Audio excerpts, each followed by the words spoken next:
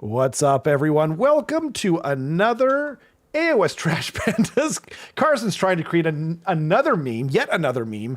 I'm your host, Rob, and with me, as usual, is Poggers Carson. How's it going, Poggers? It's going pretty pog-champ, my dude. Yep. It's going pretty pog-champ.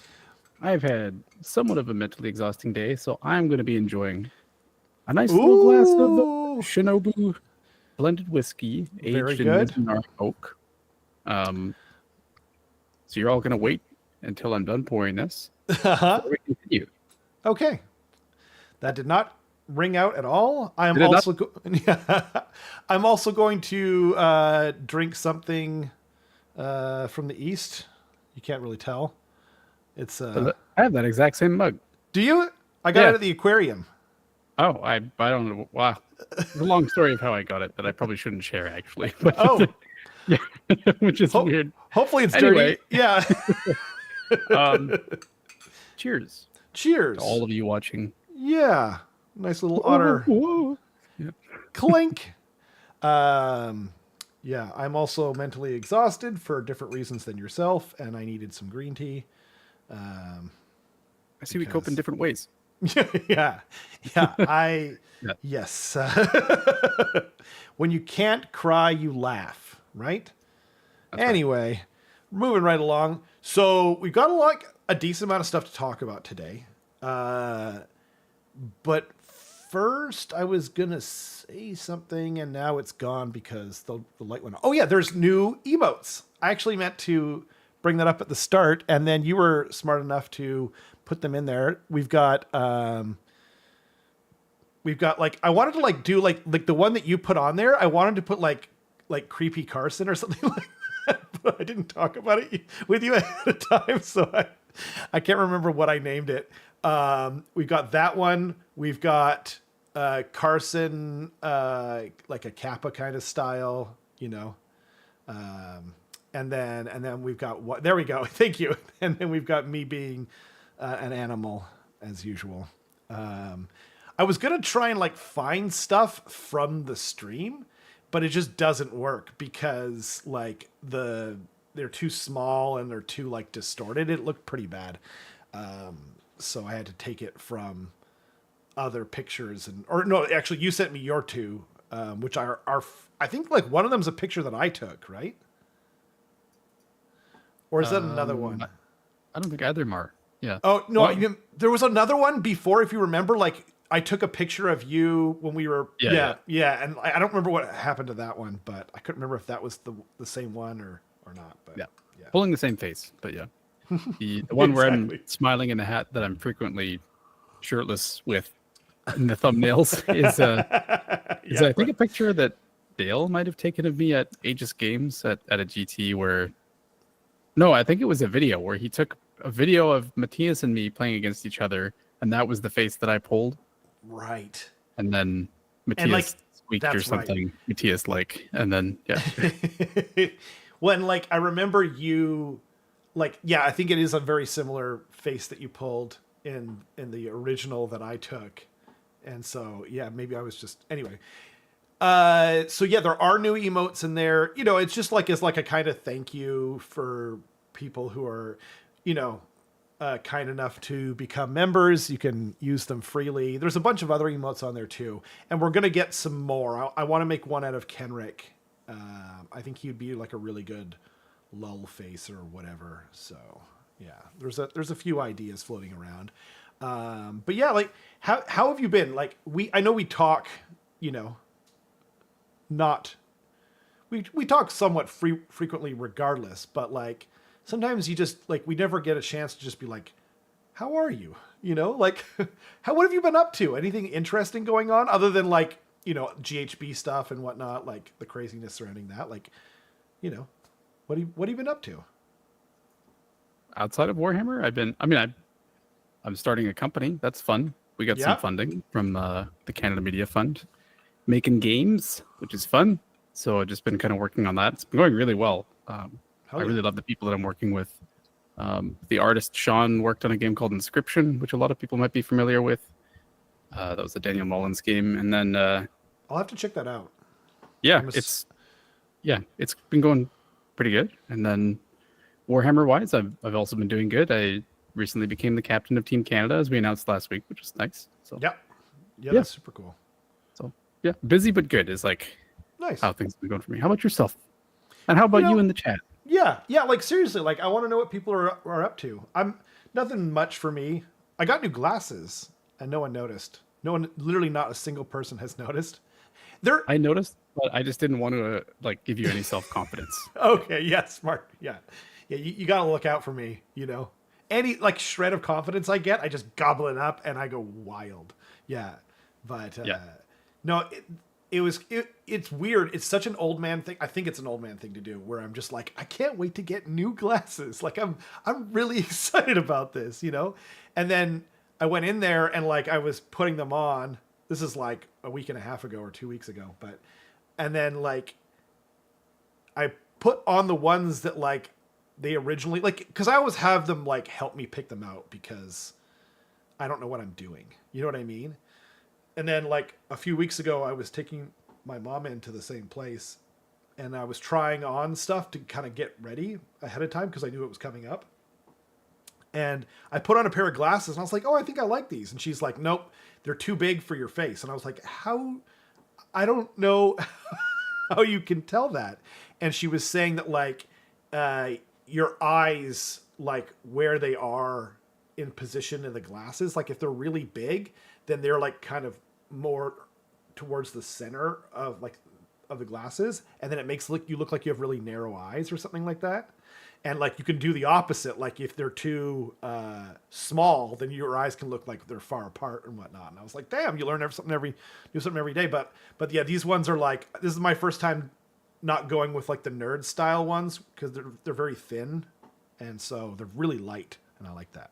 But yeah, other than that, just the usual painting, you know, taking care of things and working, and yeah, a little bit of Warhammer every now and again. So yeah, Nice. yeah. So we do have a rumor engine, and it looks like someone's sticking a rake in Play-Doh. Like, what the hell is this? I was gonna say it looks a little bit like ribs and then like meat. Oh. Like rib bones like coming out of meat in some way, or But a but steak. if you look at the top of the picture, right? That one's like not into the like it doesn't look like it's sticking out of it. Like it looks like it looks like the ribs are coming from the other direction, right? Yeah, Oh, I see what you're saying. It's like the ribs are like maybe sitting down on the ground and they're like sticking into the ground or into like meat or something like that. Oh, maybe. yeah. I thought Which it was leads me to believe claw, like a metal one claw. of two things. Okay, yeah.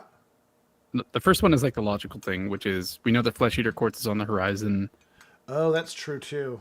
Like that, it could be a claw, like you're saying. Like As soon as you said meat, I just thought ogres. Like exactly, baby. I thought that was Exactly. I actually thought that was going to be the obvious one. I thought you're going to be like the obvious one is ogres because. No, I said the logical one is Flesh Eater Quartz. Oh, okay.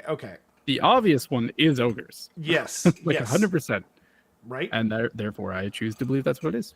Well, also like Flesh Eater Courts. So we're going to go IDK, which are clearly on the horizon, almost certainly coming out. At least they're probably coming out this month, right? So then, like, let's say Night Haunt, which is next after that, right? They're going to come out by like July or August, probably. And then we've got, I mean, everything's supposed to come out this year. So maybe you're right. I don't know, like, how far in advance do we do Flesh Eater Court stuff? Like I know I don't know. I predicted like think, that like- we would get some ogres thing within the first year of AOS 4, which is looking like very unlikely at this point. Yeah. I was way too like, yeah. Anyway. Yeah, it's I mean, we usually see rumor engines like, I mean, it varies a lot, but it's like 6 months to a year before Right. anything actually comes out. So Oh man. So if if it was like 6 months, then no, yeah, that still wouldn't save me in my predictions. Yeah. well, the first year of AOS 4 would be it's over in like a month. Like, that is freaking crazy. yeah, we've had this edition for a year almost already. Yeah, That is crazy. I'm like, man, time is starting to like speed up even more, and that scares the crap out of me. Wow, it's been a year of AOS 4? It doesn't feel like that at all. It feels like 4 months or 5 months to me. we only got 2 more years So until AOS 5. So it's literally impossible. My prediction is like we might not even make it within like the first 2 years. if we don't get ogres by like July of next year, it's not within the first 2 years. Damn. Well, I mean the editions are only like 3 years long anyway, right? Yep. I think that's crazy. I honestly think they should move to 4 years. I think they should add the old world into one of the years and just make it a 4-year cycle for everything. Yeah, I think like this edition felt more upheavally because like it's an index edition, right? Like That's true. That's true. everyone got rules wiped and completely rewritten, and now that we're getting books one by one, like the next edition, I suspect is going to feel more like a new GHB than anything else. Yeah, I agree. And like speaking of GHB, the current GHB that's come out, like if you've seen the leaks, it feels more like a new edition than the new edition feels. It really does. Yeah. Yeah. Because like ultimately at the heart of the game, it kind of is about the missions and the way that they play, and the way that the tactics have changed is far more different now. Because like basically the big change from AOS 3 to AOS 4 was tactics are worth 4 instead of 2. Like everything just got doubled. And there's like a more exact way of scoring. You know what I mean? Like most of them were like score 1, score 2, score more in AOS 3. But in AOS 4, it was more like exact. And now we've kind of thrown that out the window. And tactics are wildly different than they've ever been before. So I think that like what AOS 4 did, like it established the framework of abilities being like actual things instead of just like random bits of text on a war scroll kind of being pieced together. Like, what does this actually mean? Like there's a very established like declare, react, what's it called? What is the last word? Execute? No, it's, I can't believe I forgot this. The oh right. What is the word? It's effect. That's what effect. It is. I'm so Thank you. Yeah. No, it's yeah. Declare, react, effect. Like there's phases broken down very specifically. Like everything is an ability, right? Yeah. So I think that was enough of a change where it's like, okay, we're just doing this to start, and then we're kind of giving everyone super simple rules. We're doing super simple battle tactics. The GHB was literally like, make a unit better, and then that's it, right? And then they kind of slowly started sprinkling in more changes and balancing things. And then I think right now we're definitely seeing like that. Okay, let's get crazy. Like, let's change everything. Battle plans are way more dynamic. Battle tactics are way less just automatic, if that makes sense. Like, you're not going to score battle tactics every turn anymore, and you're not going to score all of them. Like you won't score all 6 of your battle tactics, right? On both cards anymore, or sorry, at all. But yeah, it's a pretty big change. It is. It's very interesting. I mean, I guess we'll get to that in a minute. Just to finish off the rumor engine, I'm gonna say it's a claw. I'm gonna just stick with my original thing, some kind of claw. But I think, it might be ribs though. If it is ribs, you go with ogres. I'll go with flesh eater courts, and then that way, one of us might be right. It'll probably be chaos, like 40k chaos or something. But so we did so I guess we'll finish off the Scourge of Ghyran stuff. So we got 2 more. Yeah, there's only 2 more, and I don't think I really looked at. I looked at the Sylvaneth one. But like I was telling Carson at the start, or before we started, it is, I don't remember them. Like I looked at them like super early in the morning, and then I didn't look at them again. So there's 2 battle profiles. I brought them both up here as well. You've got the new Revenant Seekers, and there are 3 for 230 points, and then you've got a new Dicha Hamadreth, 320 points. So, and then the rules, we got the battle formations are Wargrove of the Burgeoning. Pick a friendly non-hero Sylvaneth unit within 3 inches of a terrain feature to be the target. Okay, so non-hero, right? Sylvaneth unit. If the target has a health characteristic of 1, return up to 3 slain models to the target. If the target has a health characteristic of 2 or more, roll a dice and pick one of the following. Heal X, where X is the roll. Return a number of slain models to the target with a combined characteristic that is equal to or less than the roll. So that's interesting. It is a battle formation. And yeah. So once return, end of any turn, right?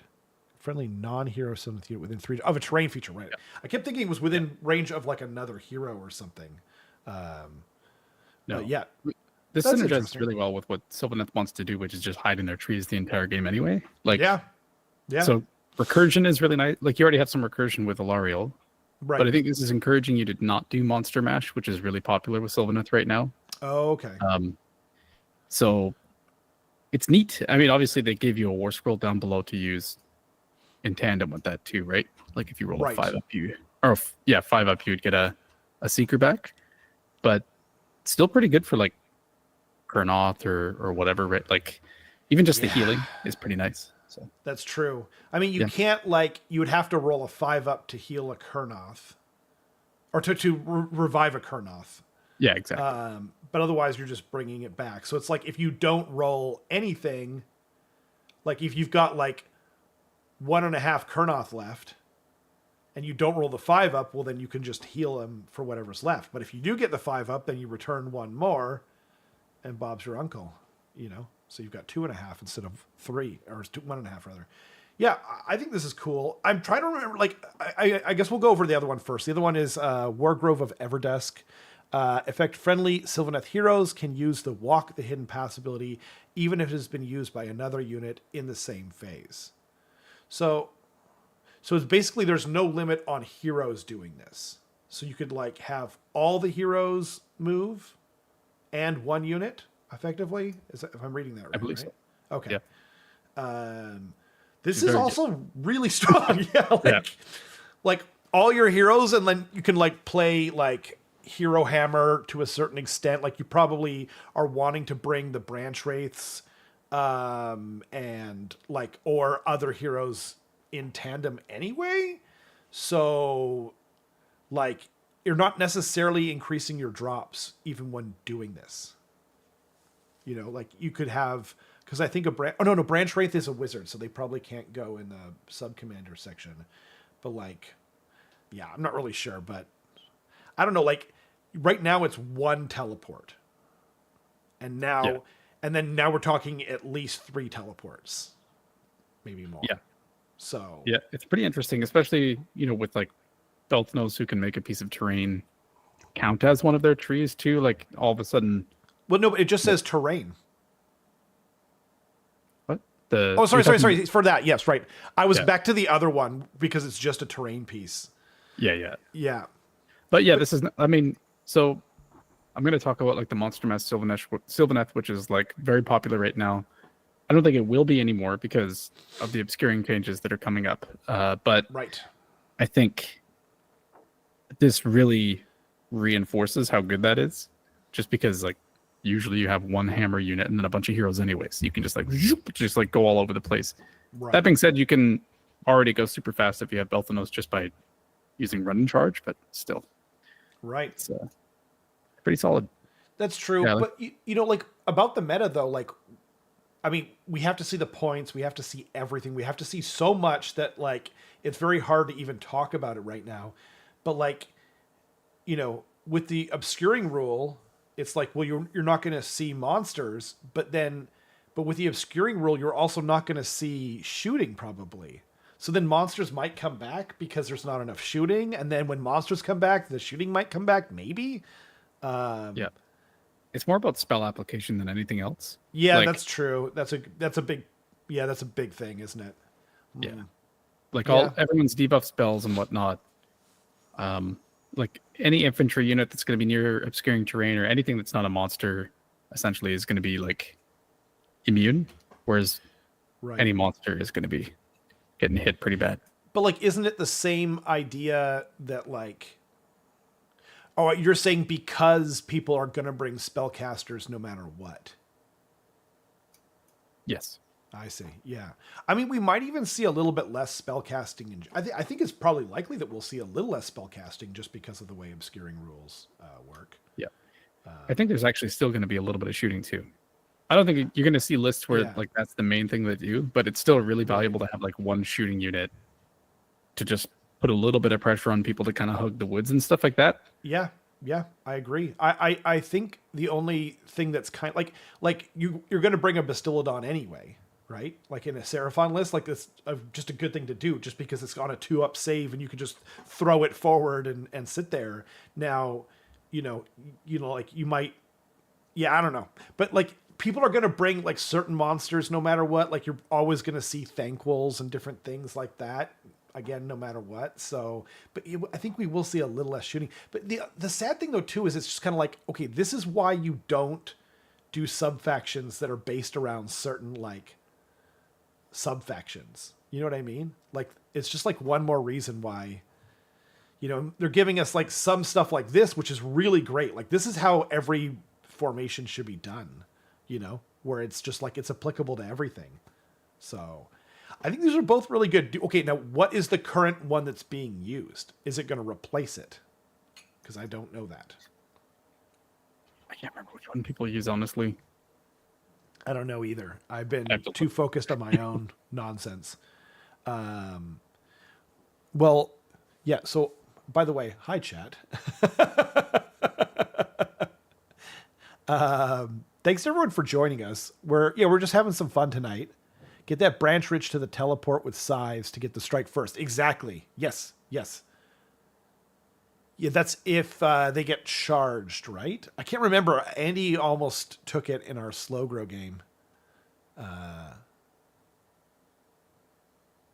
So there's two that people usually use. Number one is Lords of the Clan, which is just a flat heal 3 on your monsters.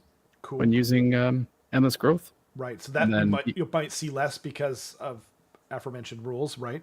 Okay. Yeah. And then the other one is Outcast, which is just subtract 3 from control scores of enemy units while they're in combat with friendly Sylvaneth units. So subtract 3 from oh yeah, that one's, and it's kind of boring too. You know what I mean? Yeah. Huh. Yeah. I mean, I could see people using this for sure. I kind of think that they will. I think they'll use this. These are both seem way better than that to me. Like it's like, do you have another? It's like a branching decision tree. Do you have a lot of heroes? Okay, Wargrove. No? Okay. Or sorry, they're both Wargroves. If you go Everdusk, right? And if no, then you go to the Burgeoning and you're just like, okay, we're good. This is great. Yeah. Yeah. Huh. Awesome. Yeah, this is how it should be done. I wish the Skaven ones were this good, I really do. Okay. The Skaven ones are very good. The Verminlord one is poopy, I think. Unless you're. Oh, you mean the ones they got from Scourge of Ghyran? Yes. Gotcha. Well, and I also don't think I only think that because again we're it's like you're not going to use the Scryer one from now on. Like how many Scryer units are you going to take? The Scryer one only applies to shooting as well, right? And it's like, okay, well then are you going to run like a bunch of Verminous units? Well, most of us don't want to do that. Most of us want to run like you're talking about like hardcore tournament people. Yeah. So if you're trying to min-max Skaven, then absolutely take Claw Horde, take like an absolute stupid amount of clan rats and away you go. And your back will be broken, but you probably do really good at tournaments. Like good for you. That's great. But like most of us don't want to run 180 clan rats. Most of us don't want to paint that. Even me, like I love clan rats. Like it's my happy place, but I still I don't want to play that. You know what I mean? So I'm trying to lean into Molder. I'm painting Molder stuff, and Molder might be fine. But anyway, okay. So these are both awesome, though. I think they're both really cool. And then, by the way, there is one Skaven one where you can like triple redeploy or whatever, or quadruple redeploy for 1 CP. I can't remember, or maybe it's just 2 other ones that you get for 1 CP. which is pretty good. You know what I mean? But like, I feel like the Molder units were designed to be used in Molder, and the Scryer units were designed to be used in Scryer, and that's kind of. But we don't know the points. They might even change a bunch of stuff. So like, you know, whatever. Like, we have to wait for the GHB to be fully out. But like, these are both. What I was trying to say is these are both really, really good, and this is what I would like to see from everything. Yeah. So artifacts of power. Glamour Weave is, and I can't remember, but I think that their artifacts of power were kind of poopy too in their main book. They're okay. Like one of them is like on a 3-up, the hero doesn't actually die. Yes, that one's good. That one's very good. Yeah. And then there's another. I think that's the one that you see most of the time. Right. Greenwood Gladius is kind of poopy, and then Crown of Fellbowers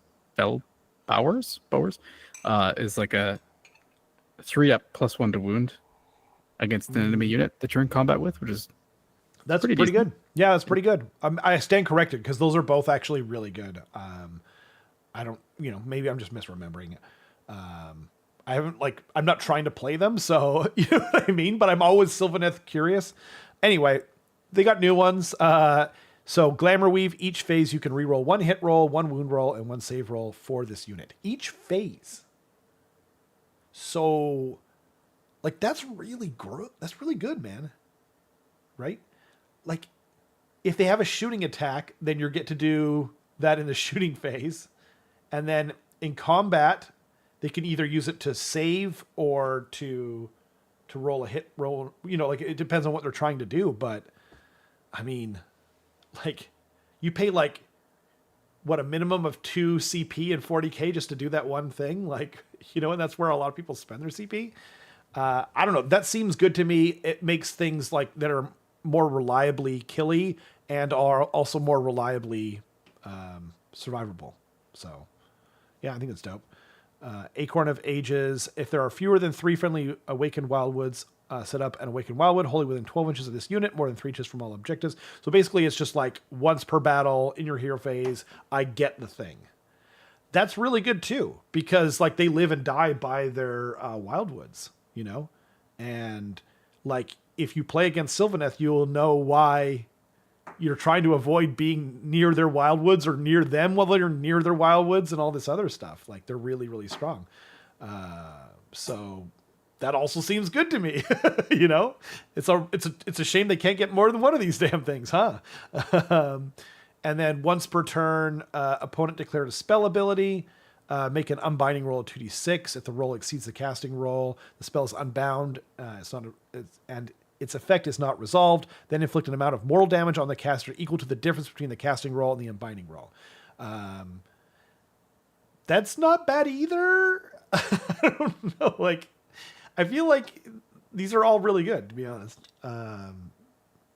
What would you take? I guess it depends on your list. Obviously, that kind of goes without saying. But I feel like unless you're taking a Hitty Durthu, something like that, I would probably go Acorn. Yeah, the Acorn's nice just to get because that means you can get 2 trees in 1 turn. Actually, I think you can anyway because it's an unlimited spell, isn't it? It is an unlimited spell, and there's I think there's another way of doing it too. Oh, and Belthanos can make one, and I think there's maybe another way too, but the artifact of power seems pretty interesting. The Glamour Weave? Yeah, just because you could accidentally kill a foot hero that does it. Let's say you're playing against a city's player that might entice them never to cast with their sorceress, right? Oh, that one. I see. Right. Yeah.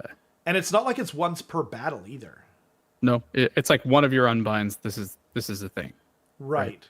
So but if they rolled let's say they rolled a 5, right? And is it unmodified? Or is it just the casting roll and the unbinding roll? Just the casting roll. So if they have pluses, then it's less effective, but fair enough, right? Yeah. But yeah, let's say they roll a 5 and you roll an 11. Yeah, you could spike and that's true. And I mean, it's not once per game. Yeah, that's pretty good too. I kind of like them all. But okay, which one would you lean towards though? If you're going to tournament, what do you think is your probable go-to? I don't know. I'm kind of talking myself out of the Ranu's lemon teary or whatever it's called. Okay. It's because like now that I think of it, if someone casts a spell and they fail, you don't get to use this. So it's a very specific situation of like Right. they casted their spell and it went off, and I unbound it, and it's higher than that. It's true, but like even if you don't kill a foot hero, like let's say it's against a vermin lord, you know, even if you spike against a vermin lord, right? You put 6 wounds on them. Well, they've only got 7 left, and then they're like, do I charge them in now? Like I don't know what to do. Or like they wouldn't even be able to cast a spell when they get kind of low on their monsters. So Yeah. I wonder as well if you can put this on a hero that isn't a wizard, right? To like give them an unbind. that's true. That's a good Yeah. point. So you're getting a free unbind as well, which is kind of Right. nice. So Most things in Sylvaneth have an unbind, but there is like Yeah. the Arch Revenant, and like there's a few things that don't get it. yeah, I'd probably take Acorn of the Ages as well. Yeah, that's where I'm leaning. I think that's like the smart money's on that, but like But I like Ranu's. Yeah, I like- I think the fun money is on Ranu's, and even the funner money, maybe the worst one is Glamour Weave, but that's still really good. Like when you have like a 3-up save monster, you know what I mean? Like you're rocking into -2 rend, like just an extra save in every phase. Like if they get shot, an extra save, and if they get attacked or whatever, like, I think that's just by it on its own is pretty good. But yeah, it depends on the monster. It depends on the list. Okay, so we've got new war scrolls here, right? By the way, Todd earlier said -3 control score in combat with Sylvaneth. Great on Durthu. Yeah, absolutely. I think that one's... I wasn't saying that one wasn't good. I was mostly saying, like, it's kind of boring. You know what I mean? Like, you kind of want your abilities to be, like, fun. I don't know. Those were 2 separate comments. The -3 control score in combat with Sylvaneth is a response to like what the current subfaction is that they usually I'm sorry. Yeah, I was not noticing as things were going up. And then I think he's saying Glamour Weave is really good on Durthu. I see. Right. Yeah, because we're on a delay. So my apologies. Yeah, good call. I was like getting back to the chat before I forgot yet again. So thanks. Also, hey everyone! Thanks to everyone for joining. We're just talking about the new GHB and the leftover soggy rules. So we do have Dicha, 12 wounds, 10-inch move, 3-up save. Andy always says Dicha. I don't know what's actually right, and I don't want to argue about it, but I'm just... It's usually not Andy. Yeah. Yeah, well, I mean, he's been right about those floor attacks for years, so... anyways, he always says that. He's our DM for Pathfinder and D&D and all sorts of other games before that. He's like, he's got another Chlor attack, you know, or whatever. So slashing talons is 10 attacks, crit 2 hits. That's a lot of attacks, by the way. And it's 3-up, 2-up, 2 rend, 2 damage. Like alone, you had me at 10 attacks. You know what I mean? And now it's 3-up, 2-up. So that's pretty cool. She's got a spell, 6-up, or it goes off on a 6-up. Until the start of your next turn, add 1 to wound rolls for targets' combat attacks, including those made by companion weapons. Like, what? I mean, it's about time also. And then in addition, if the target is non-Kurnothi, add 1 to the attacks characteristic of the target's melee weapons. So suddenly things like maybe Spite Revenants or, like maybe even Dryads, or I don't know, like there's like other reasons to take things. It's only for combat attacks, so obviously not for shooting. But like, I don't know, man.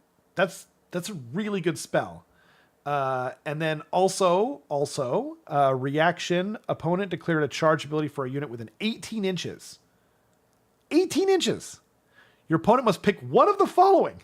So like, there's no roll, by the way. It's just, you declared a charge within 18 inches of me. So there's like a 36-inch, more than 36-inch bubble, you know, if you're standing at the start of the front of the thing there. And then you just have to pick one of these things. It's like awesome. Subtract D3 from the charge roll, right? Okay. In addition, if your opponent re-rolls that charge roll, subtract D3 from that roll, right? And so that's 2 separate rolls though, right? Before we go on. That sounds like there's two separate rolls that happens, right? So like you could re-roll, like you could roll it like a 7, and you need a 7, right? And then you get -1 to it, right? So you get a 6. But then if you re-roll it, you wouldn't get that same. You wouldn't be -1. It sounds like you just have to re-roll it, and maybe you get more. So then, like, it sounds like you could re-roll into an 8 and then roll a 2 on the D3 and still not make that charge, if I'm reading it right. Yes. However, the important thing to note is that this is a reaction to the opponent declaring a charge ability. When you re-roll a charge with a command, you're reacting to your own charge declaration, and the active player reacts before the inactive player does, which means... Oh, they get to see. Well, they have to lock in whether they want to re-roll before the D3 happens. Oh. Yeah. In their own turn. If it's a counter charge, then it would be counter charge roll minus D3. Then, or actually, they could never re-roll it anyway. Actually, they could if it's like a...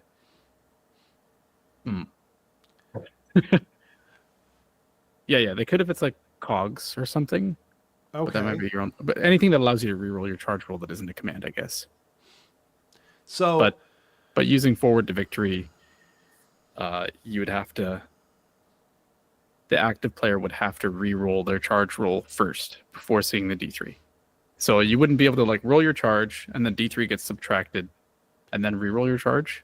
So you have to roll your charge and be like, I don't think you're going to roll high enough on your D3, so I'm just going to let it go.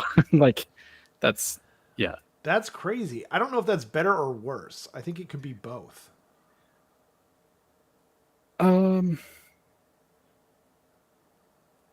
It just causes like it puts mental load on your opponent, right? Yeah. Because they charge, and let's say they need a 5-inch charge and they roll a 6. And they're like, okay, so if you roll a 2 up on a D3, you're going to prevent me from doing this. So 2/3 of the time, I think you're gonna, or you will make me fail this charge. Therefore, I want to re-roll it now. No, but like, right? Okay, maybe I'm not understanding. So the opponent declares a charge ability, and then you're saying, then before I do I then get to declare this ability, or do they get to charge first? They get to roll their charge and see what it is.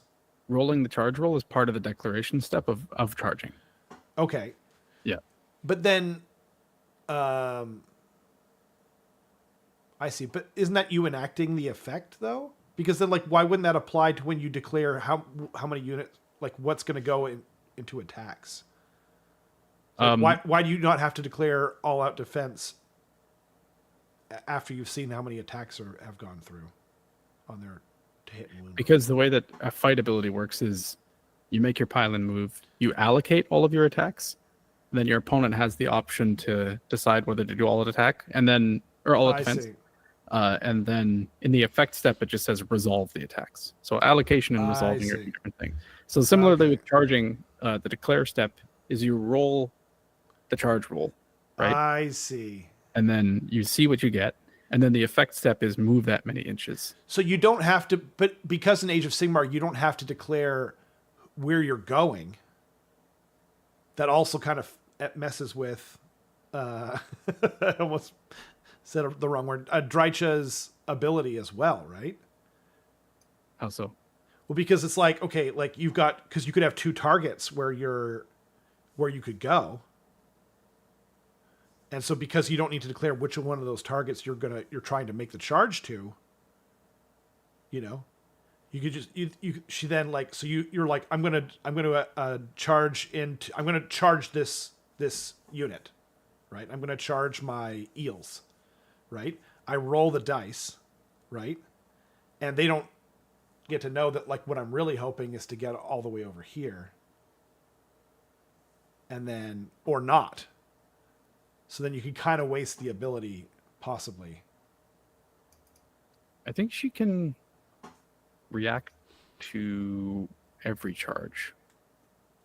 She can, or maybe not. Oh,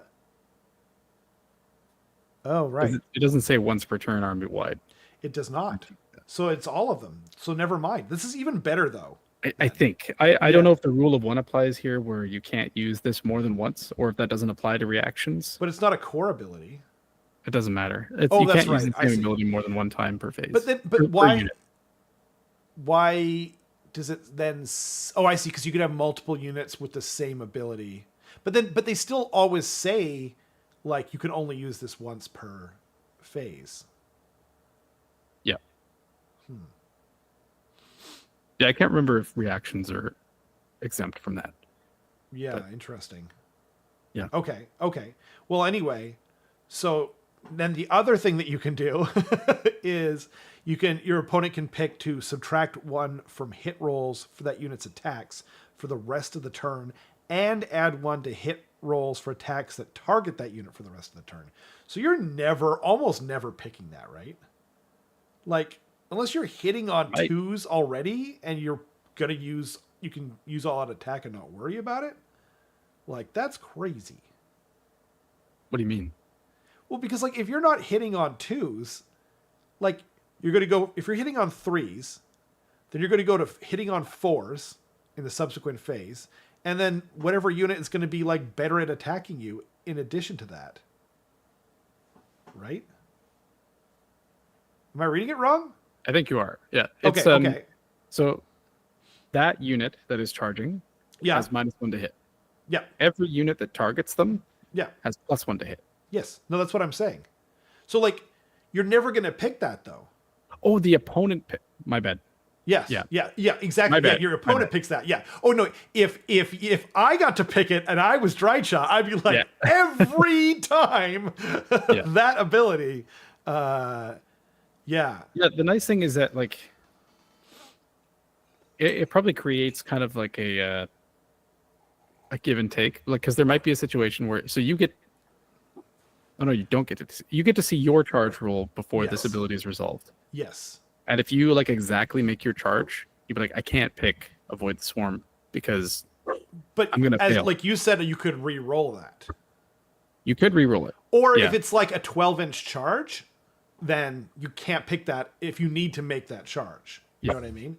But, like, I'm thinking, like, the case most of the time is like, I don't want to lose that unit that I'm charging. I'd rather have that unit and fail the charge. You know, it depends on what you're going into. Like, maybe you're going into some stupid clan rats or something like that. So, well, I mean, you could be going into anything. Like, you could be, let's say your opponent's charging into a Lariel or something like that. Yeah. But Lariel took, like, 1 damage from Vigilers. And so whoever attacks there's +1 to hit. So your opponent might be like, the only thing I'm going into is the Lariel. I'll be -1 to hit, but I can be +2 to hit with all out attack. Right. So I'm going to choose that instead. Yeah, exactly. That's fair, you know? But I do like, to be honest, I think it's a better rule because the opponent has to pick. I agree. Yeah, it's more interesting, like, game mechanics wise. But yeah, anyway, so that's just Dicha. Okay. Spent all that time on Dicha. But, like, what a great scroll. This is freaking awesome. They should all be this good. Revenant Seekers. And so she's, what was it, 320 points? 320 points. Okay. And then we've got Revenant Seekers, which are 230 points. Very confusing. 12-inch move, 5 health, 4 up save. And then they've got their Scourge Sickles. Crit Mortal. 3 attacks each. 3s and 4s, -1 rend, 2 damage. And then Sharpened Mandibles. Who sharpens them, by the way? Like, are the Sylvaneth sharpening their mandibles? That seems messed up, right? If they're, like, out there with, like, a whetstone, like, grinding down their I don't know. Anyway, so we got Sharpened Mandibles. They're also 3 attacks each, +1 damage on the charge. 3 attacks, 4s and 3s, -1 rend, 1 damage. They've got a coherency of 2 inches, which should be on, like, anything, all these units that have, like, wingspans and whatever. Even eels, maybe. Pick a visible friendly unit wholly within 12 inches, once per turn, army, any hero phase. Roll a dice on a 3 up. The target has a ward 5 up for the rest of the turn. On a 3 up. And it's just pick a Sylvaneth unit. So they're handing out a ward of 5 up. Even including to themselves if they want to. Oh, yeah, for sure. Yeah, absolutely. Yeah, I like that this is in the hero phase or any hero phase because it's like Any hero phase. So you can adapt. And you could have, like, and it says once per turn, any hero phase. So, like, couldn't this one unit put. Wait, for the rest of the turn. Sorry, yeah. But you could still react. Like, that was my whole point, was you could react to what's going on. Your opponent's like, I got to kill this unit, so I'm going to kill this unit or whatever.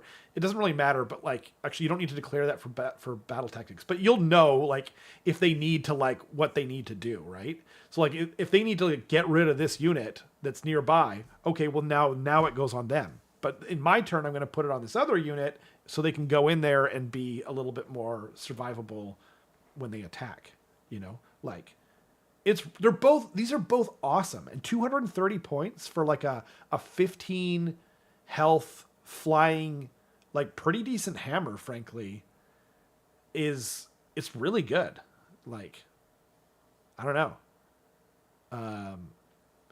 I guess the only downside is the new line, like the new line of sight rules does affect them negatively, right? Because they fly. Yeah. Okay. Still. Yeah. So not great for them, but yeah, it's still interesting and still interesting to see how Drycha's spell works with them as well, right? Like, oh right. I think what is it? Four attacks on Ren 1 damage 2 with crit mortal is like Skull Reaper profile. Right. Like right. So yeah. you can get to 4 attacks with Drycha's spell. +1 to wound, +1 to hit with an all-out attack. So you can be on 2s and 3s, Ren 1, 2 damage, 4 attacks each. Right. And then the mandibles would be on 3s and 2s. So if you have 6 Revenant Seekers and they have Drycha's spell on them and they all-out attack, it's effectively like 12 gluttons swinging into something where half of the gluttons have crit mortal. Like, now, let me make sure I understand this as well. Your hero phase 6 up, right? And then until the start of your next turn, add 1 to wound rolls. Like, let's say it goes on the Revenant Seekers, right? Add 1 to wound rolls, including those made by the companions. So it goes to 3s and then 2s for the mandibles, right? And it says including the companion weapons, but then in a new paragraph it says if they're non-Kurnothi, add 1 to the attacks characteristic. So that wouldn't apply to the mandibles, correct? Correct. Yeah, okay. Just the dudes on top. But that's what I want to make sure I understood it. Yeah, and then now Skull Reapers are a unit of 5, right? Yep. And they have how many attacks each? I think it's 4. Yeah. 4 attacks. Okay. So 4 attacks, but there's 5 of them. So you're talking like 26 attacks. But this is a unit of 3. But you just mean like attacks per model. We're talking Skull Reaper territory. Yeah, exactly. Well, and like these are way faster. Like, I'm not trying to compare it, and they're also on 5 wounds each. Like, I'm not saying like, I'm just trying to make sure that like we're all on the same page here. Yeah, I don't know. They're both freaking awesome. I love this a lot. I think this is dope. So honestly, like the Sylvaneth one is, I don't think it's broken by any means at all. It's not like one of the ones where I'm like, ew, this feels gross. Like, you know, some of the other ones we talked about thus far. And I'm not trying to crap on anyone's fun. We don't know anything. We don't know points for like almost anything in the game except for the Scourge of Ghyran units. So there's no reason to picnic. But yeah, like I feel like the Sylvaneth one is like kind of a gold standard for how to make the Ghyran units, you know? So yeah. Cool. Makes them different, flavorful, and better. Yeah, exactly. Couldn't have said it better. And now we've got, we have the Soulblight Gravelords. Yeah, Spiggle. Exactly. New Corpse Cart at 80 points and new Fang of New Lamia at 220 points, just to kind of set the stage here. And then we've got Battle Formations. Pick a Cursed Sepulcher to be the target. The target has a 4-up ward until the start of your next turn. And then you've got Skin Shifters. Pick a friendly infantry vampire hero to be the target. So, okay. And then the target can move up to 12 inches and has fly. When it does so, it cannot end that move in combat. That second one seems pretty poopy to me. Like, how many infantry vampire heroes are you possibly going to have? But what about the first one? That one seems interesting. I'm just looking up their current battle formations. Their current battle formations, there's two that mainly get used. There's the one that I always like. Book, remember? Yeah, but I don't think they changed them, did they? Did they not? The book. I don't think so. I think it's still Bacchanal of Blood, where it's +1 to wound for vampire units or +1 to cast if they're not in combat. And then there's the Death Rattle one, where you can shifty, you can move them like D6 inches. Yeah, and Barrow Knights are Death Rattle, so I feel like.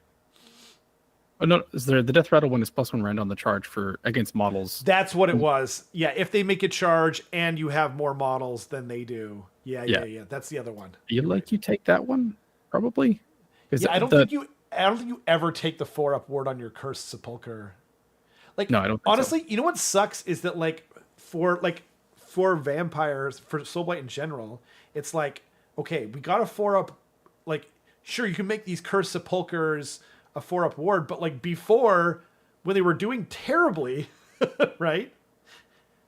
You couldn't kill their Sepulchers because it was just regular. It was just they were just using the terrain that was already on the board, and now like it's all tied to these things that people can easily kill. So it's like solving a problem that they created in the new Battle Tome that you have to pay $100 for. These stupid, like, I don't know, like I'm trying not to be like down on it, but like, I don't know, like I'm still taking Bacchanal of Blood or the Death Rattle one, depending on what faction I'm playing. And yeah, so this is kind of like the opposite, I feel like, of Sylvaneth. It's like not how you do things. But okay. And then we've got heroic traits. I do remember one of them is either bad. It's either heroic traits or it's artifacts. Whichever one has like the movement one is good. That's the heroic trait. Lash of the Spire is what a lot of people bring. Yeah, that sucks. So it's not even like the thing that needed addressing here. Okay, whatever. And then each time an ability that heals at least one of the unit's damage points is resolved, if the total number of damage points healed by that ability was less than 3, just heal 3. So it's like if you roll and you don't get a 3, you can just heal 3. Right? Yeah. You can also heal infinite by doing this. You can also heal infinite? Yeah. So what happens they messed up the text. Is that what you're saying? Yes, they did. Because what happens is, so if an ability heals 1 and less than 3, then this ability heals. Wait.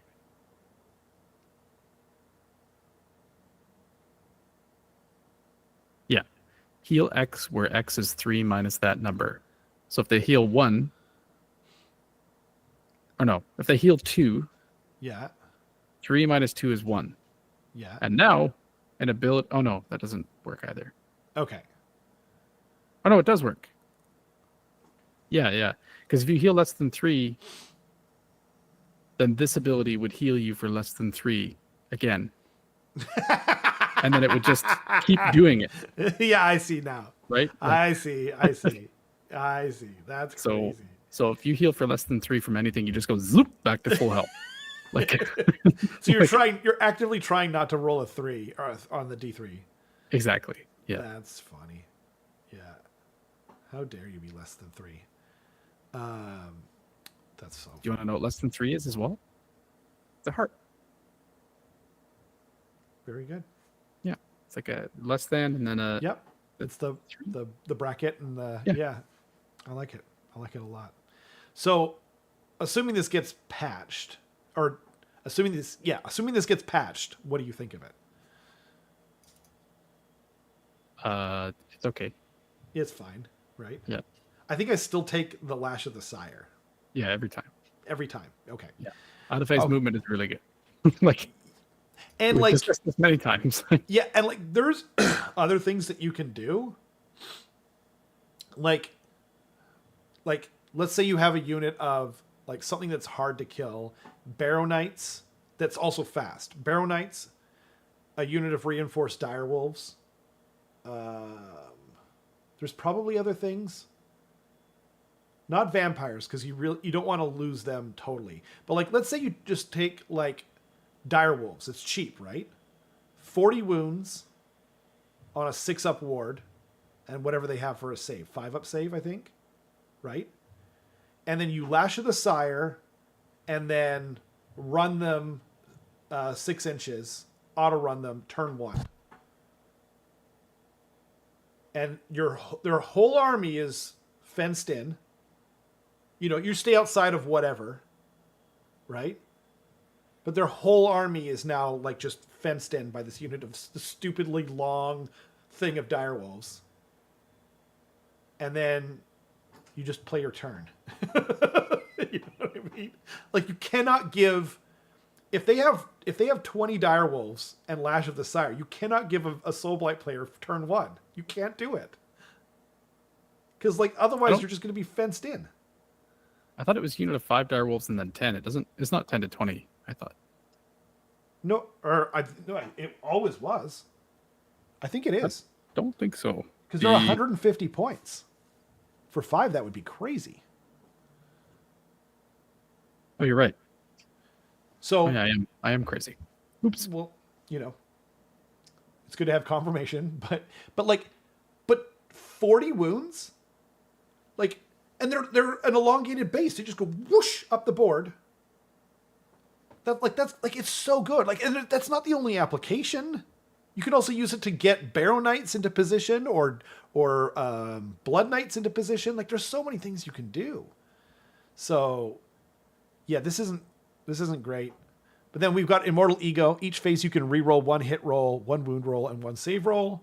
That's pretty good, but again, it's just never going to replace that other thing. Yeah, it's also the exact same as the Sylvaneth one.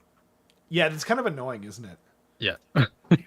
Yeah, they've done that a lot. They actually done that a lot with a lot of different, you know, disparate rules and things like that. Anyway, and then passive, a wastrel, I don't know, and a vagabond. While a friendly deadwalker, zombies, or death rattle skeleton unit is wholly within 12 inches of this unit, add 2 to run rolls, add 3 inches to distance that unit can move when it piles in. This one's more interesting because you could zoom up. You could give a unit of zombies the zoomies, and then they can pile in at like 5.9 inches, right? Oh, no, because you can't pile in unless you charge. Yeah, yeah, you can. Or, sorry, you cannot pile it unless you charge, you're right. Right. But there is that battle formation, was it Death Stench Drove, where you get to pile in if you're in combat at the end of the turn. So it just says make a pile-in move at the end of the turn, so all of a sudden you gum someone up with zombies and then like move 6 inches just at the end of the turn, just tagging even more things, essentially. I see. Yeah. That's not a pile-in move for the... It is a pile-in move. Yeah. But then you can't move away from the unit, right? Correct. Yeah. I see. I think. But I mean, you can always do like the orbit thing and just... Yeah, no, like there is... I think this is by far the most interesting one of these 3. Just to be clear. I'm just wanting to make sure that I'm understanding everything, you know? Frustrating thing of the edition, copy and paste rules from many armies. Yeah. Pile in and do D3. It's so true. Would Drycha... Todd asks, would Drycha's minus D3 charge stack with the Twist Welds minus D3 charge? I don't know. What's the Twist Welds? Wields? I don't... What is that from, Todd? How do they get that? And I'm just going to scroll down while we're here. Yeah, thanks to everyone for tuning in. We're having a good time. Yes, it would. It would stack. Yeah, so that's freaking crazy. And by the way, what is the Twist Welds? It's I think it's the Warcry Warband for Sylvaneth. Yeah, that's why I didn't know it. That makes sense. Yeah, it'd be a really weird positioning situation. It's if this unit is more than 6 inches from all other friendly Sylvaneth units, pick an enemy unit within 12 inches to be the target, subtract D3 from charge rolls for the target for the rest of the turn. So they need to be like But Dicha is 18 inches though. Yeah. So, but your opponent basically has to be charging them. Right. For it to be applicable. Right. But it's it would stack. So yep. Sick. Like if you're taking them anyway, then you're just talking. It's just money, you know. Okay, and then we've got Sekhar, Fang of New Lamia, 6 inches. I think everything's the same here. And then she's got a Warglaive, crit 2 hits, 5 attacks, 3 threes, -1, 2 damage. And then the Fangs, companion weapon, 3 attacks, 4s, 3s, 2 rend, D3 damage.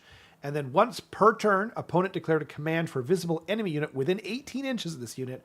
Roll a dice, 5 up. That command has no effect. It still counts as having been used, and the command points spent are used or still lost. This sounds basically like what's his name? Catacross. Oh, there's that too. But there was the old Night Haunt duder. I forget the Pretender, whatever his name is. Smash Boy. He had this since like AOS 2, and it wasn't a good reason enough to take him, and no one took him. But she's got more. Once per battle round, sorry. I don't know why I missed that. Reaction, opponent declared a spell or charge ability visible for a visible enemy unit within 18 inches of this unit. Pick 1 dice from the charge roll or casting roll. For that ability, your opponent must re-roll that dice. That could be even better, because they roll a 7, 6, and a 1. You're like, well, you have to re-roll that 6 now. Now, here's my question, okay? So, how does it work now with them declaring a re-roll? Because you could never re-roll a dice that was re-rolled. Correct. So, okay, let's go through this, right? Let's go through this. You and me. So I roll a 3 and a 4 on my thing. Now I have to declare whether I'm going to re-roll that charge before you use this ability, correct? Correct. So now there's the decision branch tree that goes down from there. So either I say yes, and then do I then re-roll that, and now you do this ability? Yeah. Well, I wouldn't do this ability because I know that I can't get you to re-roll a re-rolled dice. Right. Aha.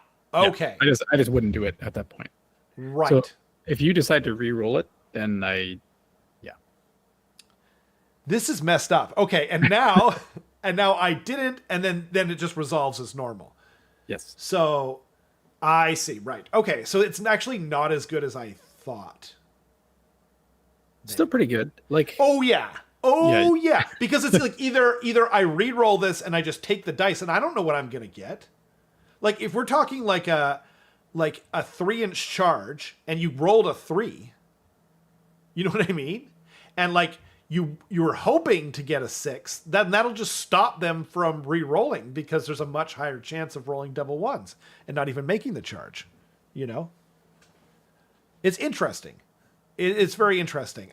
I don't think I like how both of these abilities interact with how the charge phase works. I feel like there should be like some kind of exception here where you get to interrupt the rest of what's going on, and then that way it'll function how everyone's going to assume that it functions, who reads this rules, who aren't as balls deep as Carson is into this whole game. But anyway, she also has a spell. Pick a visible hero within 18 inches. Goes off on a 6, by the way.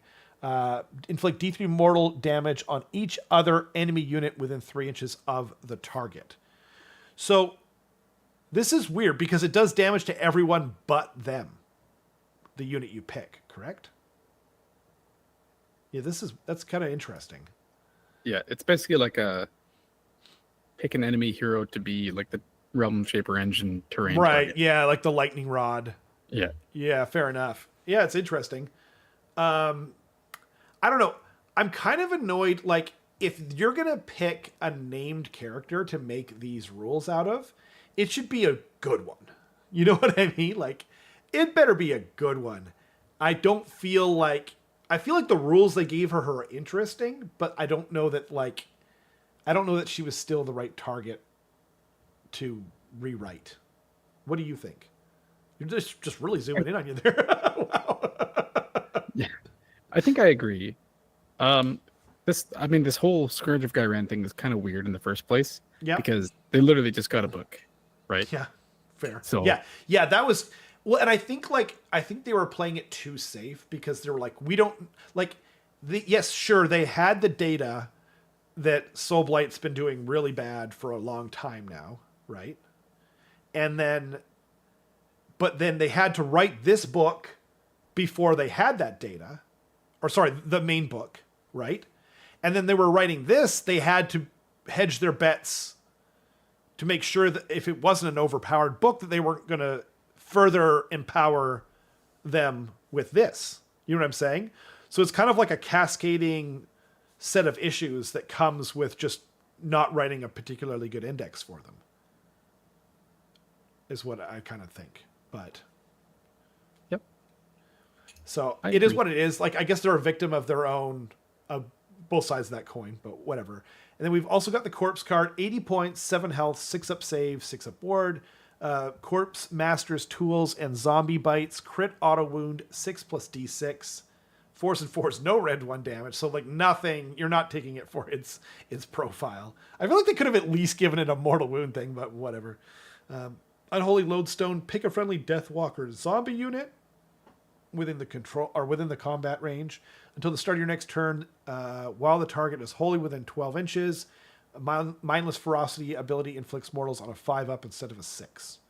So in my hero phase, I can pick 1 unit. I wish it was in the combat phase. Like, just make this easier to use. You know?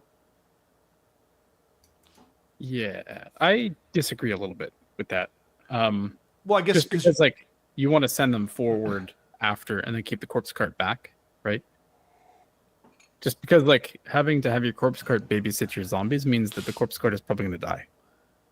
I mean, it's probably going to die anyway, but Maybe not. I mean, you set it within an inch of an obscuring piece of terrain and it's just non-interactable that's whatsoever because it's a war machine, right?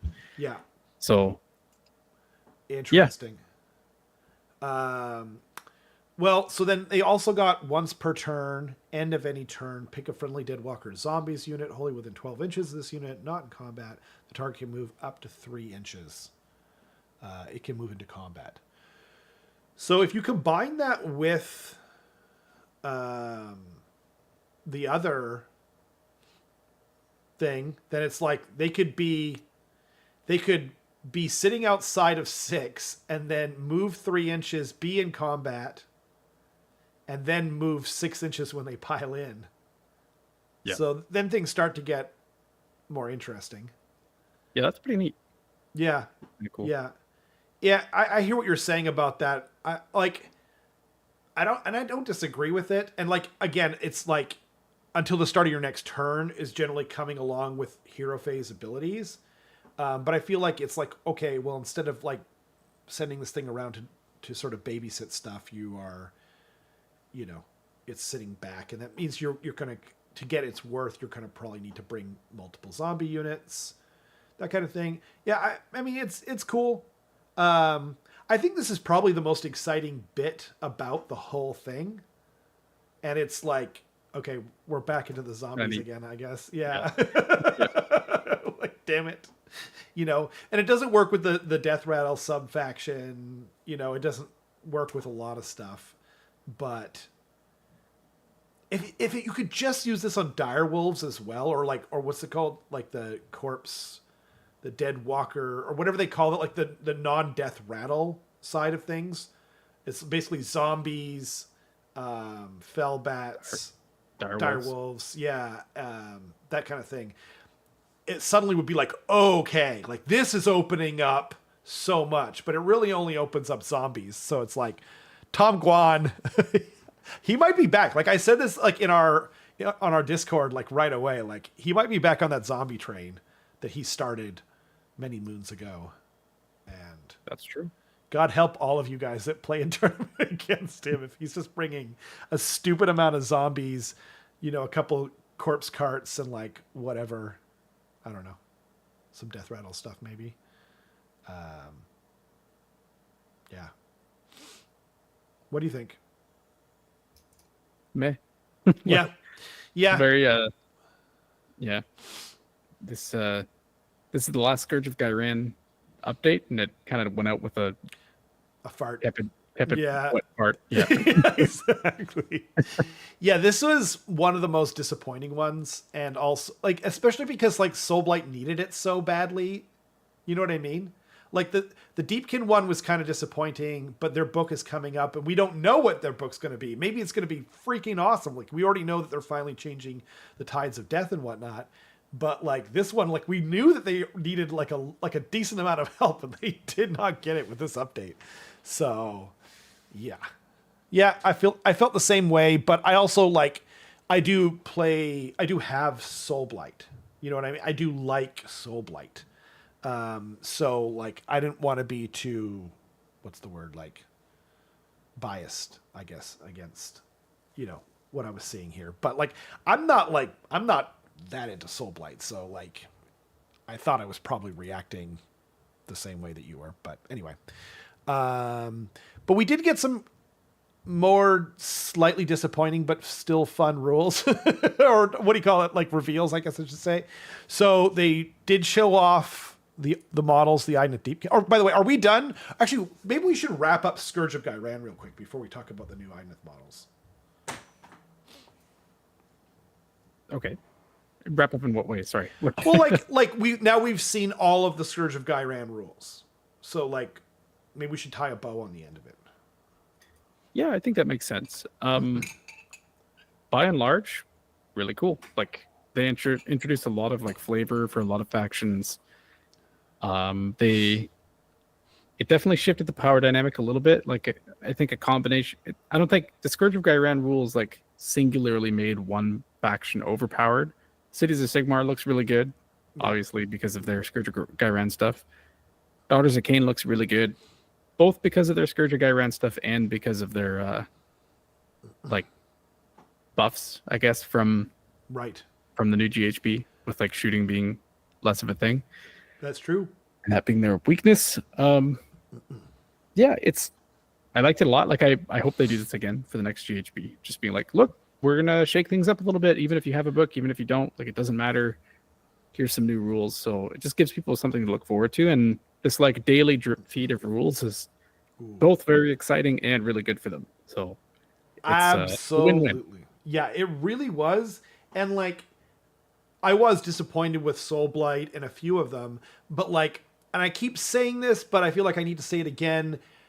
I'm still so thankful that they're doing it. It is free. I'm, like that's the main sort of focus of it. It's just being thankful and happy that they did this and they're trying it. So thanks to GW for that. But I do think it is win-win. Like I think it's exactly what you said, where it's like, like they're gonna sell more they're gonna sell more corpse carts just from this alone. You know what I mean? Like, so, this is great. I hope they do it. I hope they do it next year too. Couldn't agree more. So, yeah. Nice. I guess we should move along to the Idoneth reveal. Sounds good. So we got the icons of the storm and sea and storm, spelled with a K.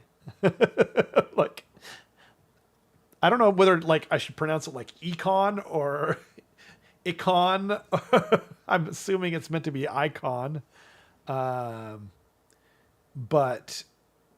yeah, anyway, we already saw the model for both this, and we saw like most of the other new models, right? In when they accidentally spoiled it with the Scourge of Ghyran Giants picture. First up, because we don't know how many points he's going to be, we don't know like any of the real details. All we can really judge right now is the model, like the looks of the model. So what did you think about the icon of the sea and storm models? I think they look cool. Like in a vacuum, they're beautiful models. They're cool. They look really nice. Yep. I think they're What do pretty you think? cool. I think they're a little vanilla for me. Like, you like Idoneth a lot as well, right? Okay. So like, I don't know, like I've been talking about proper new Idoneth models since they came out. You know what I mean? Like dreaming what's going to be next on the horizon since 2018 and like I think it was like April when they came out. And so ever since then, like, you know, we've had all these things we've asked for, what's embalers, we've asked for crab cavalry and kraken and all these things, you know what I mean? And then like one of the units that they chose to spend their resources on was like an Achillean duder, you know, like surfing on like a wave or whatever, which is a cool idea, but I feel like Idoneth is where they should go. I forget what this is from, but it should be like where they go to have their mind tickle itself. You know what I mean? Like it should be like let's get cool and weird and imaginative. And this is like it's not doing it for me. Like cuz like we have the what's his name? The Thrallmaster. And I actually think the Thrallmaster is a cooler looking sculpt. Like I think he's just kind of a cooler looking sculpt. Like he's not on a wave. That's the only thing that Icon has over him, right? But like, couldn't they have had like this dude riding like an eel, you know, or something, where it's just like we've got like another little like hero that's not a foot hero. Like he's, you know what I mean? Like he's basically like an infantry guy. Like he probably is just an infantry guy, but like he's like, you know what I mean? But he's riding away. So like I'm a little disappointed because like their main resource that they spend when they're doing these things is like the molds that they get made, because they're very expensive to get a plastic injection mold made. So like it's kind of like, oh man, like, you know, and like I wouldn't be as disappointed if it weren't for the fact that it looks like we're only going to get 3 things. You know what I mean? We've been talking about all these different ideas for so long. So I am a little disappointed.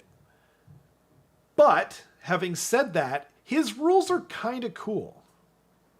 Like, I think his rules are kind of cool. So the first one is Tidal Glaive. So he has 5 attacks, plus 1 damage on the charge. So 3s and 3s minus 1.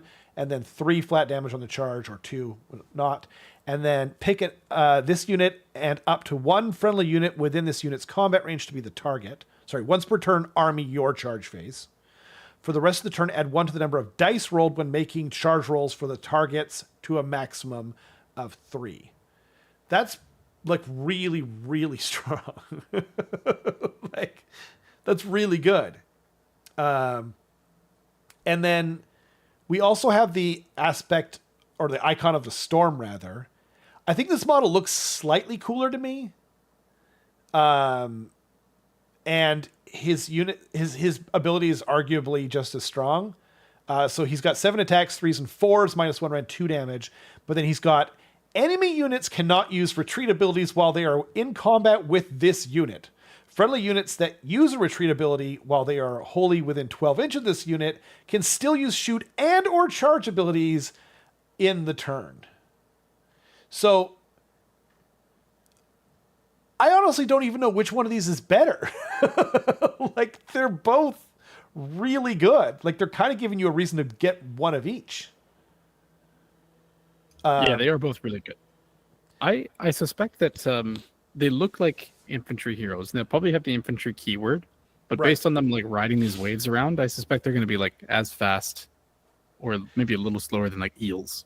I think so. I think they're probably going to be like a 10-inch or 12-inch move, and Yeah, eels are just zipping 14. around. Yeah. So this is like, yeah. My main worry is like, what if they have like the other Achillean heroes stat line? So like they're 5 wounds on a, even if they're on a 4-up, like you just kill them. Like, That's kind of Idoneth in general. Like, there's not a lot of wounds there. It's just they stack but like the speed and debuffs and it's true, but like the you know, at least the Achillean King has a, you know, a 3-up save and is on 7 wounds as opposed to, 5 wounds on a 4-up or even like a 3-up. Like we don't know like the rest. We don't know how many points. Like we don't know anything. It's all just theory crafting and whatnot for now.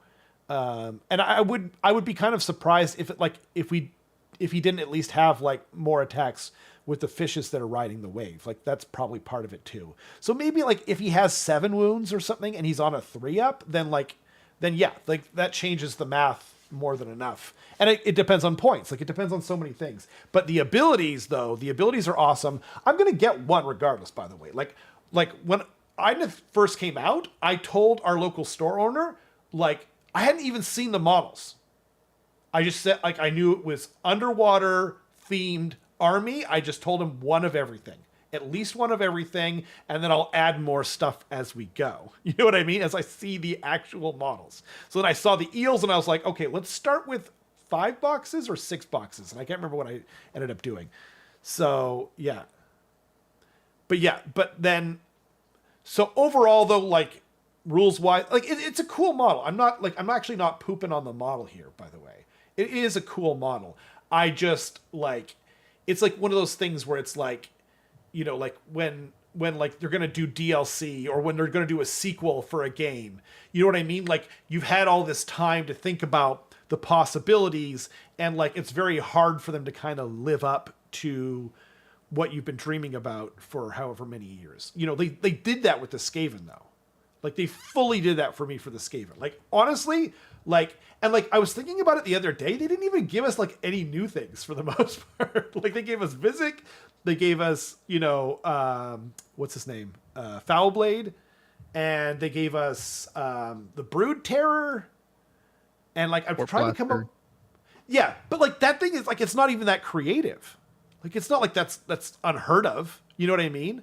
Or like the Warlord on the Gnaw-Beast, it's technically a new unit, but it's basically just a Warlord on basically just an old Brood Horror. You know what I mean? A smaller, skinnier Brood Horror. Like it's not like they didn't really get that creative, but it's still, I was so happy with like everything. You know what I mean? Like they actually went above and beyond my expectations. And what I'm trying to say is it's very hard for them to do that normally, But I am a little disappointed because, you know what I mean? Like they could have done something more interesting. But overall, I still like it. I'm still going to buy it, Like, I actually emailed our local store, our current local store that we usually go to, and I said to them, "Hey, can I just ask for one of everything from the new Idoneth units?" And they were like, "No, you have to see what it is first." I was like, "Okay, I guess I'll email you then." Like, fair enough, you know what I mean? But yeah, I am pretty crazy for IDK. What did you think of the new Battle Tome art cover? I don't know if that's something that you care about. No, I only care about words and text and rules. I don't care about stupid aesthetics. No, it's pretty cool. I don't know if I would pick this character, right? That guy. Is yeah, exactly. Like, yeah. I'd see that and I'd be like, that's what I was thinking. A little like deep sea twinks, I guess. Like it's like it wouldn't necessarily make me want to play the army. Yeah, fair enough. I guess it depends on like your own personal, like which way. Like maybe you're into that kind of thing. So maybe. Then you're like, maybe it's like an untapped market in the Age of Sigmar community, right? Fair enough. Yeah. That's kind of. I mean, not exactly what I was thinking, but like I was more thinking like there's other things that they could have picked. You know what I mean? Like usually you go with the more bigger and impressive things. Like having said that, like the Storm Vermin cover was really cool for Skaven, but yeah, I agree with you. So then we also got what we thought was going to be an Embaler, but it turned out to be a named character called Mathala, Oracle of the Abyss, which is very cool. Here is her picture. Okay, yeah. First of all, what did you think of this character? Like visually, the model? Yeah. Super cool. Like really like dark. And and weird. And I think that they need to go to that direction a little bit more. Exactly. Yeah, I couldn't agree more. And like when you think of like underwater elves, like back in the old book, I think they kind of leaned into the more dark, like you kind of expect there to be some kind of crazy magic user that uses like sea magic to like crush you and suck you down into the depths and, turn off your vision or just do something like really wild like that. And so, yeah, aesthetically, this model is choice. This model is super awesome. I will once again point out that they really should have made like an alternate head swap thing where you could have other oracles. You know what I mean? Just to sell more of these models. Like, I'm kind of disappointed that it's a named character, to be honest, and not just like a role, like an oracle of the sea or whatever. But again, if we're just talking purely on looks, this thing knocked it out of the freaking park. I do wish it was. I do wish it was, a non-named character, and yeah. And like, there's some various lore bits, and like they've got like an what do you call it? I can't come up with the English for the fish with the light bulb on its head. Is it anglerfish? Angler. Okay, thank you. Yeah, I was like anglefish. That's not right. And if I say it out loud, it's gonna mess you up. Yeah. Like an anglerfish looking thing. Like those fish look so freaking sick. Like it's so awesome. I love her cane too. They should have more stuff like that. And then did we get rules? I'm trying to remember. There's some for her. There's like text below. Oh right. Says, so yeah. I guess you could do that. Adding 1 to the attack's characteristic of friendly nearby companion weapons. As a wizard, Methala has access to the lore of the deeps and their own spell, which crushes the life out of opponents. The bigger the foe, the more damage. So you're obviously going to be rolling against their wound characteristic or something like that, which is sick, by the way. And then they can also use the lore of the abyss to summon the incarnate of the deep. So the rumors were true, and we're getting an incarnate. This is obviously the coolest thing that they showed. Am I wrong? Of the Idoneth stuff? Yeah, 100%. Yeah, of this reveal. It's awesome. I don't know. I don't know what to say. Like, it's just so freaking clearly awesome. No notes. I've got no notes at all. It's so good. Yeah, I love the blue that they do for their water effects. Like, my God. It's so good. It's like a turquoisey, tealy to blue. Yeah, I totally agree. Yes. Couldn't agree more. Yeah. I don't know. No notes.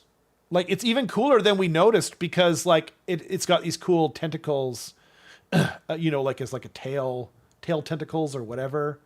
And then it's got also, like, the separate bases that you can put out for more cool tentacle action. And then summoning such a creature is no mean feat, even for Methala, as the incarnate puts great strain on the soul, absorbing part of its essence to come into being. The risk, a mark of the desperate times the Idoneth Deep can find themselves in. This Leviathan entity can turn its roiling liquid form into a crushing maw and scythe waves that can hit for a hefty 3 damage. So we'll remember that for just a second.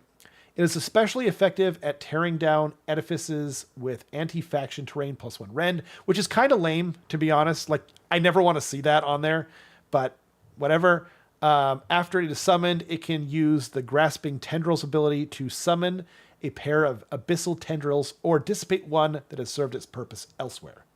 So Grasping Tendrils, actually here, I'll open this in a separate thing. Oops. Oh yeah. Any hero phase, roll a dice, add 1 to the roll if it's your turn. On a 4 up, you can remove 1 friendly abyssal tendril from the battlefield. So anyone on the battlefield. If there are fewer than 2 friendly abyssal tendrils on the battlefield, you can set up an abyssal tendril wholly within 9 inches of this manifestation. So that's pretty cool. Because it's just on the battlefield. So you could just kind of pull them around and plunk them nearby the actual unit. And then unable to move, so you're talking about the tendrils, of course. These serpentine tendrils lash out at foes, wrapping them in a freezing grasp. Their watery clutch isn't just a frivolous splash, embracing enemies and preventing them from using commands while ensnared. This manifestation also finds it much easier to hit enemies with its grasp. Not bad when all three parts are hammering away at a unit like the Ceaseless Tide. So each one of these tendrils also has an attack profile of 4 attacks, 4s and 2s, -1 rend, D3 damage. And then once per turn, any combat phase, pick an enemy unit in combat with this manifestation to be the target, roll a dice. If the roll exceeds the target's health characteristic, the target is ensnared for the rest of the turn and cannot use commands while it is ensnared. So obviously much more effective at smaller health units, but like you could even get it off on heroes on a lucky roll against certain heroes, rather, you know. Yeah.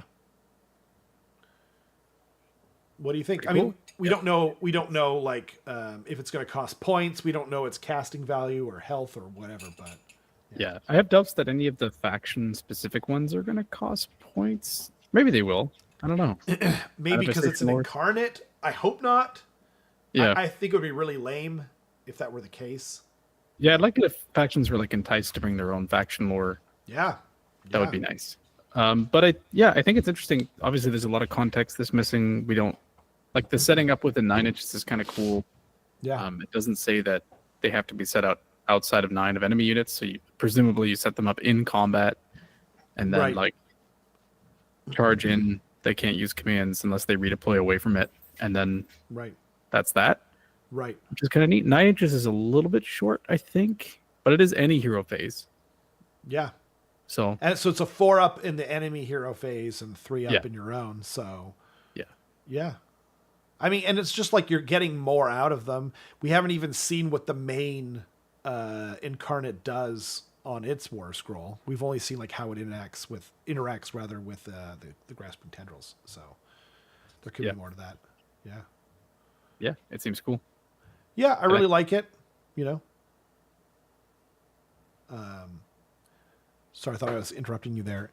And then it says at the end of the article, the tide is coming in soon to wash up the battle tome, spearhead, new heroes, and manifestation.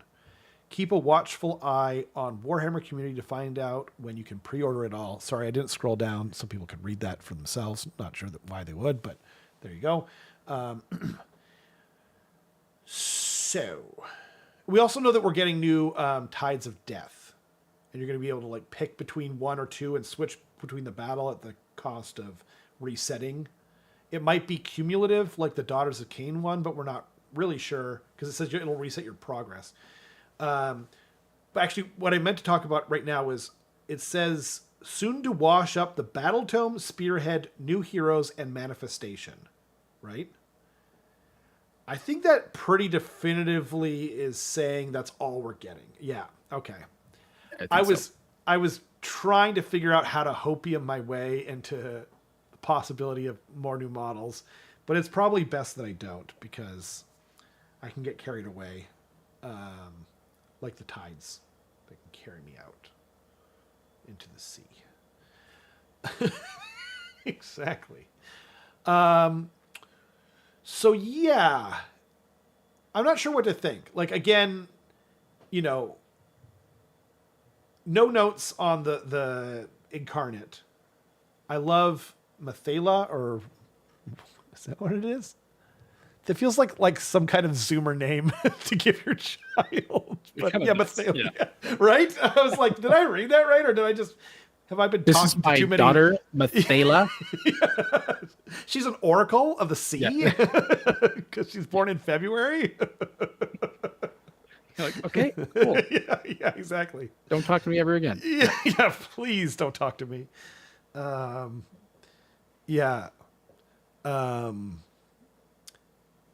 Like, she is awesome. I really like her. But even her, we've got a lot of heroes already, so it's like, would I rather have a unit of Crab Namarti, whatever? Definitely. Obviously. Yeah, 100%.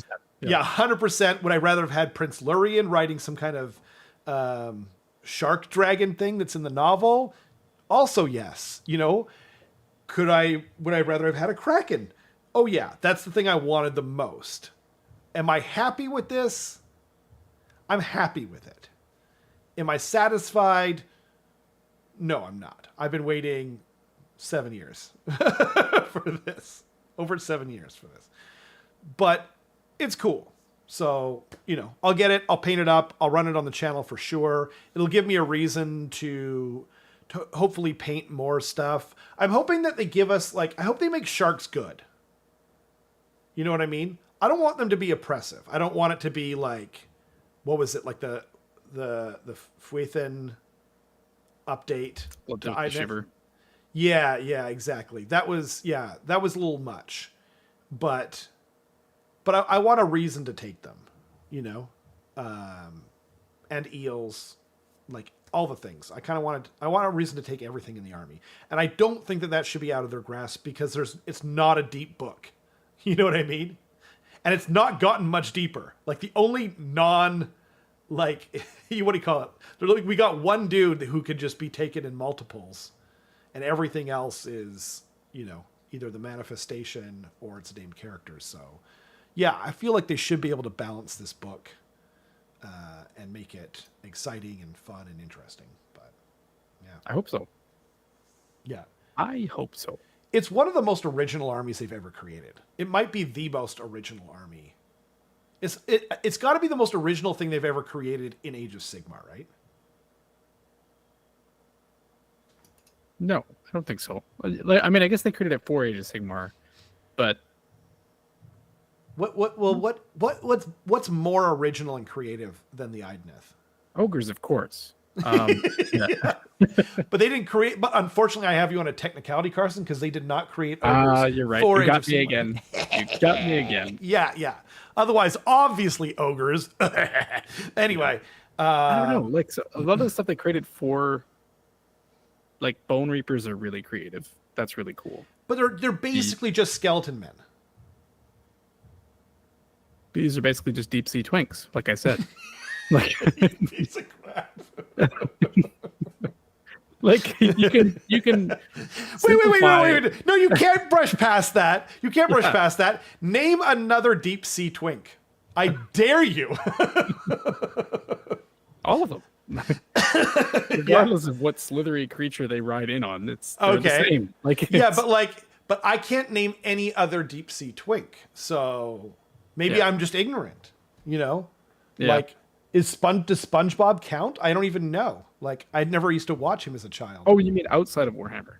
Yeah. Like, I see. Like, it's just super creative. Like the Skaven are very creative. Like goblins and orcs are not creative, right? They did something interesting with them in Age of Sigmar, but like we've had orcs and goblins, like they're the most Tolkien thing ever, right? Yeah. I can name one other one though. The entire United States Marine Corps, actually. What are you talking about? They're not in Age of Sigmar, damn it.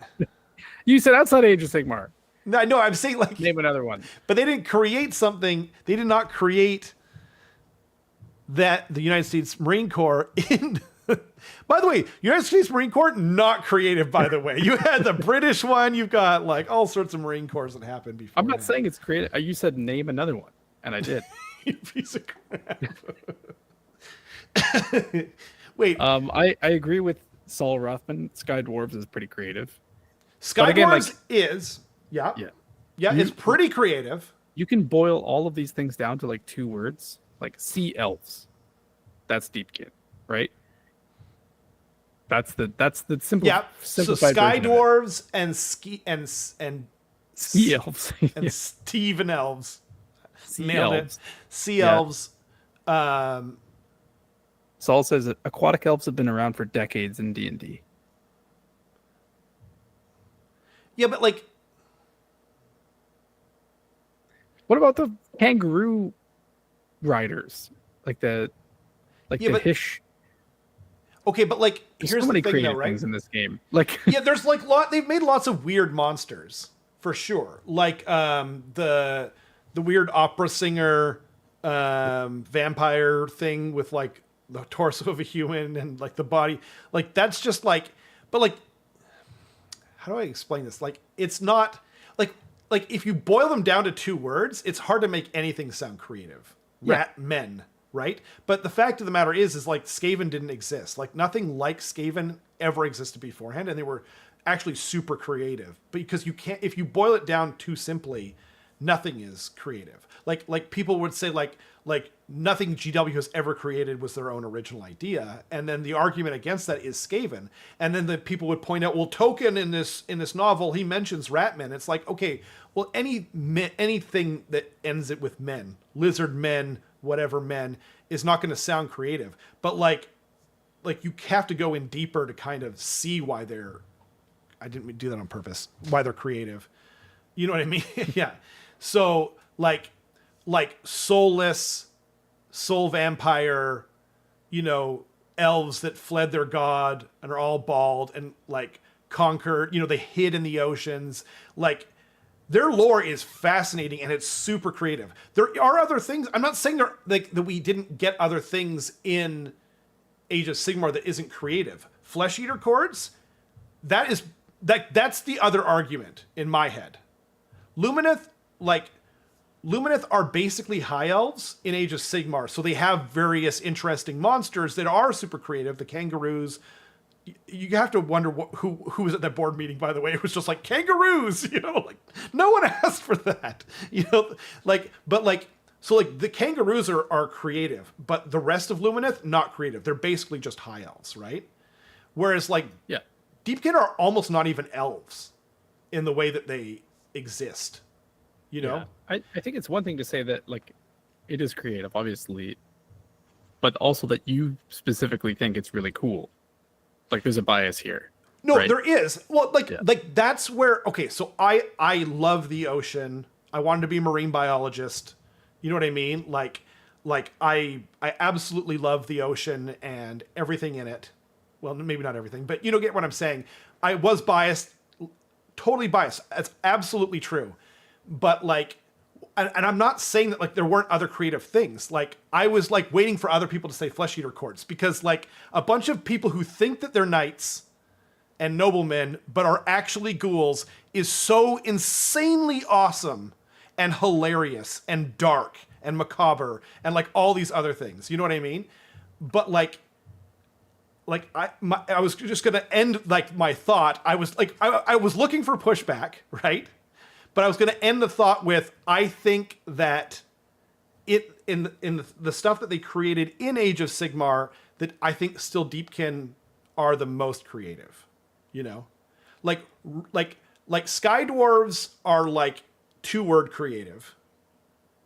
But if you go into it deeper, they're a bunch of rules lawyers. You know what I mean? Contract people or whatever. That's not that different than what dwarves were before with their Book of Grudges. You know what I mean? It was all about honor and whatever and tradition back then, and it's not that, you know, but like 2-word, very creative, right? So I'm just kind of looking at it in different layers. And for me, I found that they were always super creative, and that was actually my biggest problem with the Icon of the Sea and Storm, was it wasn't creative enough. I didn't feel like it lived up to the legacy that they created 7 years ago, with everything being like super weird and super creative, like Soul Scryer. Like, what? You know what I mean? Like, you read just about that one little blurb about him, and we already had other things. We had Embalers, we had other like interesting things that they could have brought in, and they chose not to. And the biggest thing that makes me worried about it, the thing that probably upsets me the most, is because like GW never shows their sales figures. And I think that they are popular. I do think that Idoneth are popular, because I think there's enough people that just want to paint them, that don't even play the game. Like outside of the game, there's a lot of people who play it inside the game because they like how they play, they like the faction, whatever. But I think there's enough people that are just painters, that are just like, you know, like guy riding a giant weird sea unicorn seahorse creature. Like, I just want to paint that one time. You know what I mean? like you're going to see enough of that. Like the slan, you saw a lot of people just painting the slan. You know what I mean? Like you saw a lot of people just painting Kroxigor, Maw Crushes, like all these different things. So I think that they're popular, but like there's this thing niggling at the back of my head. Like, are we gonna like at some point are they gonna cancel Idoneth because like the models that they made were not creative enough, and therefore, you know what I mean? Like I'm worried about it because they are like they're my favorite thing ever created for Age of Sigmar by far, because Skaven were created for the old world, right? And so I wanted to see more. Does that make sense? Like I wasn't like trying to shit on anyone else's taffy. I don't know why I chose. Yeah, taffy, of course. Yeah, Yeah, definitely makes sense. Yeah. I agree. Like that's why I said at the very beginning when you asked me what I think of the models, like the icons, I was like, in a vacuum, this is a beautiful model, but it's underwhelming to get something like that when what you really want is like not heroes, first of all. Yeah, not heroes, not infantry heroes, especially. Yeah, exactly. Yeah, and definitely not like more foot stuff. Like you want less foot stuff. Okay, right? Tarantino. Yeah. Let's calm down. Yeah. Yeah. So yeah, I agree for sure. Okay.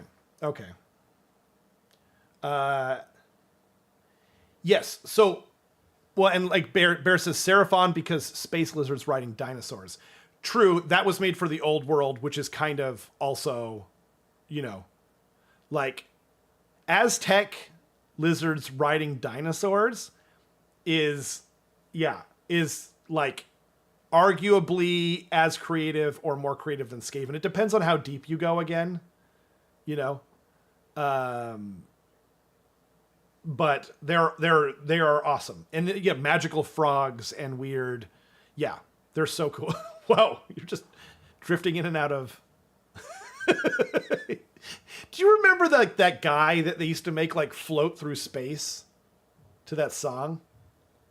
That like super old meme? That's what it's reminding me of. It's just like teleporting you around in like this really unnatural way. Yeah. Using the meat rail in the meat dimension. Whoa. The meat rail is very dangerous territory, my friend. Oh dear. Next subject. And by the way, Matthias will now be called Mathala. Not me. Lucky him. IDK are taken from Atlanteans from Marvel, which have been around for decades. Atlanteans from Marvel. Like Namor and them? Yeah, I don't think they are, actually. I think that they are... because GW actually was like... They've been teasing fishmen since like super early in the Warhammer Fantasy Battle days. And then, you know, they basically like took the whole... I mean, like who knows where people get their creative juices from. Like, I remember they were interviewing Suzanne Collins, who wrote the... I think that's her name. She wrote, whoever wrote the, what is it called? The series with the Hunger Games. God dang. I think she wrote the Hunger Games series. And I remember I saw an interview with her and they were like, you've seen Battle Royale, obviously. You know what I mean? Because this is basically Battle Royale. And she's like, no, I've never seen it before. And the first time I read that, I was like, F you. You've seen Battle Royale. Don't give me that. Like, it's so obviously the same. Wait a minute. Not everyone's seen everything. You know what I mean? Like, it's hard to say where people get their influences from, but... it's gone off the meat rails. That's Carson. Indeed.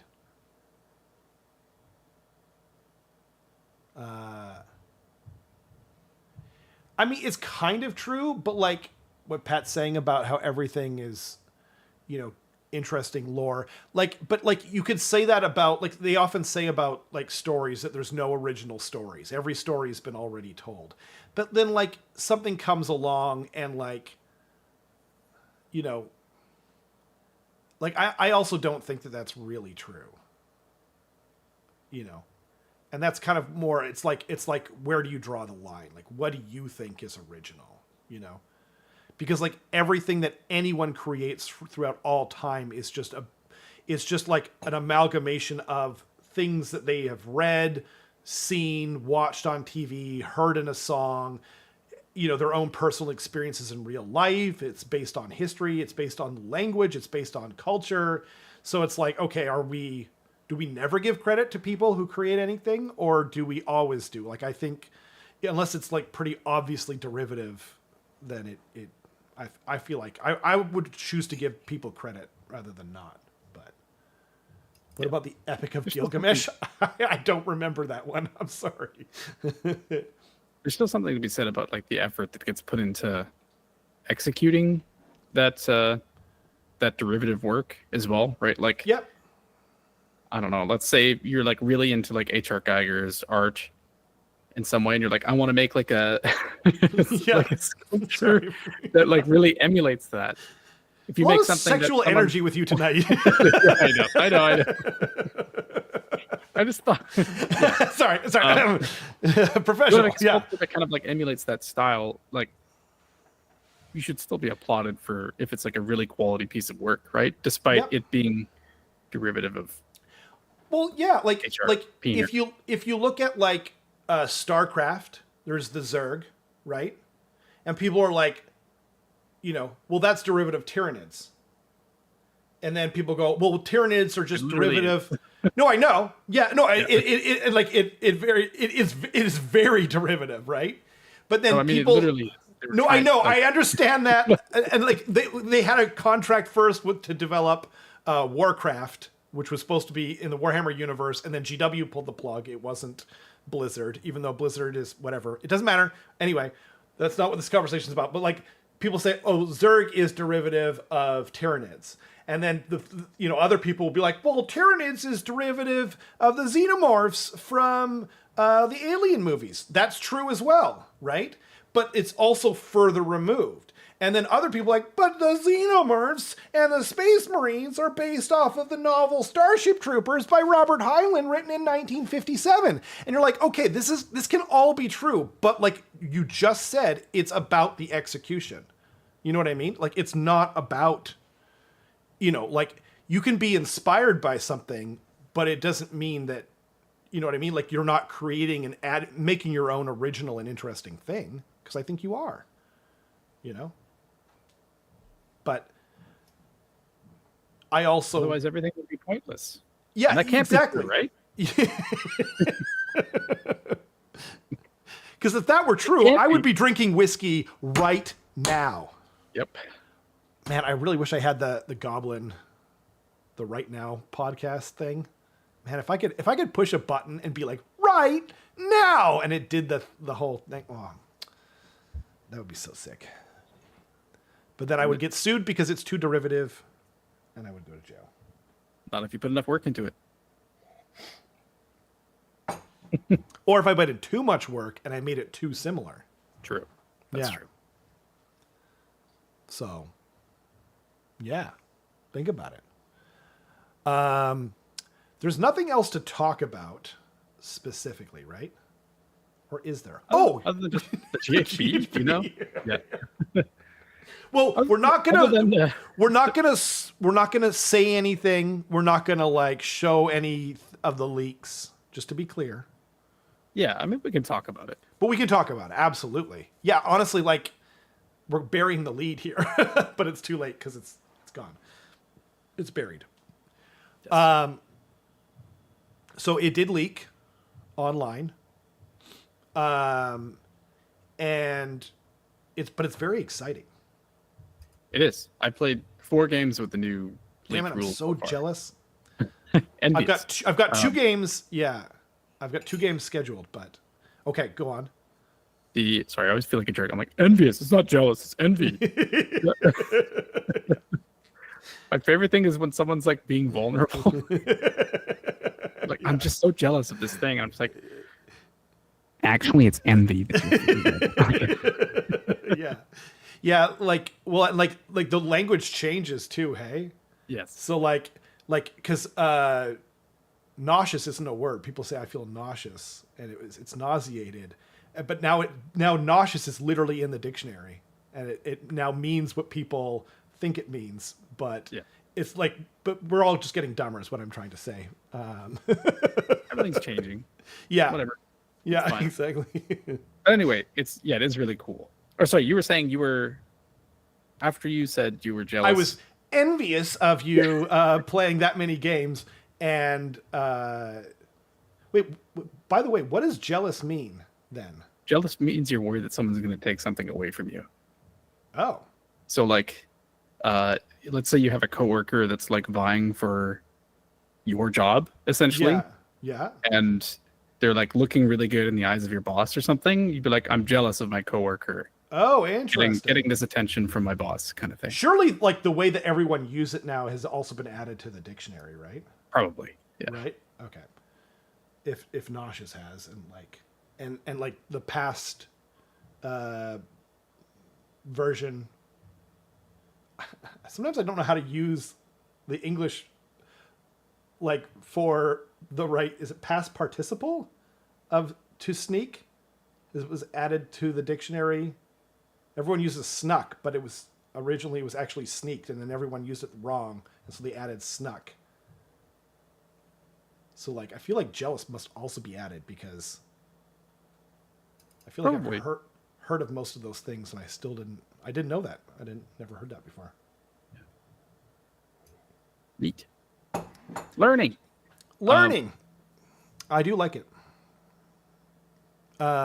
So you have played 4 games already. Yep. Okay. Against 4 different armies, 4 different opponents. I like it a lot.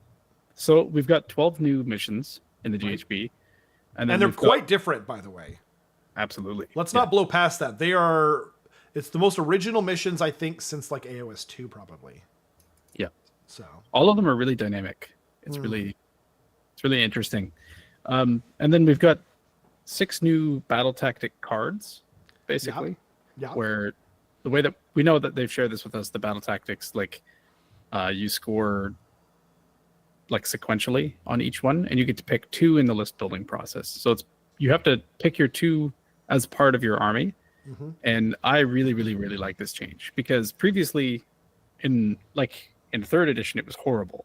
Yeah. Where it's like, okay, I have to know all of the core battle tactics. I have to know all of my battle tactics for my book, and I have to know all of my opponent's battle tactics. So I have to be thinking about like what possible combination of battle tactics I can be doing over the course of this game, and what combination of the same thing that my opponent can be doing. And I have to counterplay that while doing the thing. Like it's just so much to keep in your brain that you just can't effectively. You can't, yeah.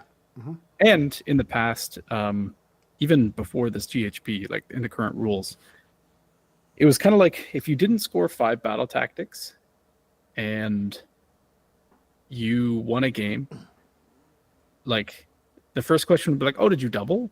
Like, did you double the person so you couldn't score 5 battle tactics? Like, you're supposed to be scoring 5 kind of thing, right? And like but what's weird, though, is they've actually been getting harder ever since the start of AOS 3. Yeah. Consistently. Yep. And yet they're even harder.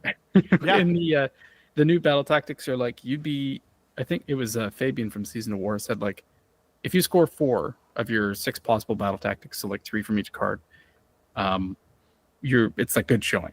Like, you've done really well. If you've scored 5, it's like, holy crap, and 6 is almost impossible. Right. So the fact that it's almost impossible to score like max points is a really good thing, because that means the skill expression in a game can be much more represented by the actual score. Because it's like, the way that it currently works is like it's expected that you score 5, and if you don't, like, either it was a super close game or you did something wrong, right? Right. Or you doubled, and like it's just like a calculation you made, but like 4 or 5 out of 5. Yeah, exactly. Clear. Yeah. Like, it wasn't unreasonable to see someone scoring 50 points. Like, you'd be like, damn, like you smashed that person if you did. But now the cap is 80 points. And if someone scored 80 points in a game, I'd be like, what the hell happened? Like, yeah. I've got questions. Yeah. What were your tactics? Were they there? Yeah, exactly. Right. So I really, really like that.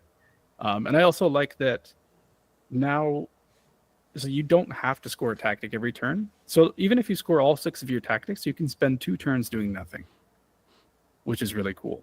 Right. Whereas in the past, because there's the expectation that you had to score all 5 of your tactics, or else you're probably going to lose, right? Like if you drop a tactic, it's really not good. Right.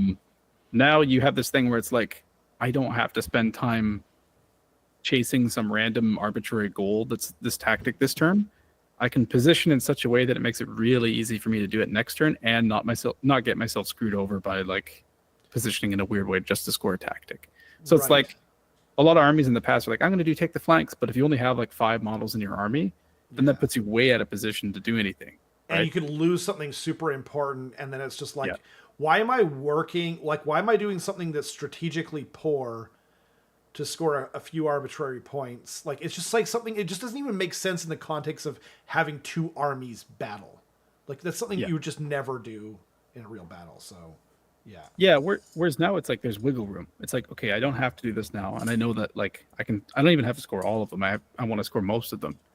Right. It's much more valuable for me to just like walk forward and punch my opponent in the face. To me, like I want to go do that, and then I'll score my tactics after, right? Right. They're like the scouting tactics. Or sit on circles. Sure. Yeah. Sit on circle. Like there's many different ways you can play now, and I really, really like that. So me too. Like it's funny because like really at the heart of the game, we should be fighting to try and kill each other, and we should be moving on to objectives because, you know, in your own headcanon, it's very easy to kind of go, okay, well, you know, like there's, you know, like you could just come up with something. It doesn't really matter what, actually. I shouldn't go into the nitty gritty, but like, you know, positionally or whatever, like it sort of makes sense. Like people, like armies have always fought over position, you know, holding certain areas and territories and forts and different things like that. So it all makes sense in that regard. But the battle tactics were like a little too esoteric before, and now, I think it's a lot better. The other thing too that I haven't heard a lot of people talk about, but I've been talking a lot about is now I've got 2 battle tactics cards, right? And so at the start of my turn, and throughout the game, like right now, we get to the start of the game, and it's like, okay, which one of the 10 possible battle tactics that I can do I choose? And so it takes people a while to kind of figure that out a lot of the time. If you're playing a million billion games, this doesn't apply to you. But like they're not the issue anyway. It actually does. Well, it does because there's calculations and whatever going on, but it doesn't apply to you as much because like I have not played nearly as many games of 4th edition as I have of any other edition of Age of Sigmar. So it took me longer just because like I'm weeks in between games a lot of the time where I'm just like, okay, what do I pick? Like, what are my options again? Like I have to remember because I'm just not playing enough games. Whereas now it's like, okay, like I've got 2 options. You know what I mean? Like, can I do battle tactic 1? Like in whatever part I'm at. If I'm at the start, then can I do that one? No. Can I do that one? Maybe. Okay. I'll go over here. And I don't have to announce it either. So I could just do my thing, chicken wing. Yeah. Like the only thing that I'm not sure about is so now because you're not choosing a battle tactic, the underdog thing doesn't apply to you anymore, right? Or is you can't score a battle tactic? You can't score. Yeah, exactly. You can't score if you take the double. Yeah. Okay. Well, then that's great. Then no further questions, Your Honor. Like, it seems like just a straight up upgrade in every way. I agree. Yeah. And the nice thing is that counter to what you're saying. So you made the point of like, I only have to think about 2 battle tactics in any given round. I do. Yeah. Which is great. Right. Yeah. You also only have to think about 2 your opponent can do. Your opponent can do. Yeah, exactly. Right. So you can be like, I meant to mention that. That's such a good point. You know, that's so much less surface area to try and play counter to. Yeah. Right. It's like, okay, I want to keep myself safe. And there's these 2 things that I can try and mess with. Right. Yeah. Instead of being like, okay, in the next 5 turns, my opponent's probably going to do seize the center, take the flanks. They want to do like, do not waver. They want to do this, blah, blah, blah, blah, blah. Like, it's just like so much to keep in mind before your opponent announces their battle tactic. But during your entire turn, you know the only 2 possible tactics that your opponent can score next turn. So it's really easy to structure your turn around what they're going to probably want to do. I couldn't agree more. The only downside that I can like maybe come up with for this whole thing, and I don't know that, I'm not saying that this is true, by the way. I'm just saying, like, I'm playing the devil's advocate a little bit here, which I tend to do a little too much, according to my brother, is this too complicated? Are the new battle tactics too complicated for new people? Is explaining this a mess? Because, like, but think about it like before, right? Like, let's say there was just less battle tactics that you could do, right? Explaining it, though, is still relatively easy, where it's like, okay, at the start of your turn, you can score points by sitting on these objectives, or you can pick one of these things to do and go, right? There is more of an explanation to the new system, I think, where it's like, you have to add these to your list, so you can't even just roll up to a game. Like, if you're teaching someone who's brand new, I actually don't recommend you use battle tactics anyway, even in the old system, but a lot of people want to. I think you wanted to when we played our first game. I think Andy wanted to when we played his first game. Not Andy Selwood, but Greystone. And so, like, I'm not sure, it might be a little bit more, right? But so, like, the floor might be a little bit higher. I have a counterpoint. Okay. Right? Okay, fine. Yep. No, you finish your thought, and then I'll have yeah. So, like, even though I think that the floor is a little higher, I think that probably is true personally, because, like, so I have a friend who only plays fantasy, and he has an OBR army. And every now and again, I convince him and we play some Age of Sigmar, right?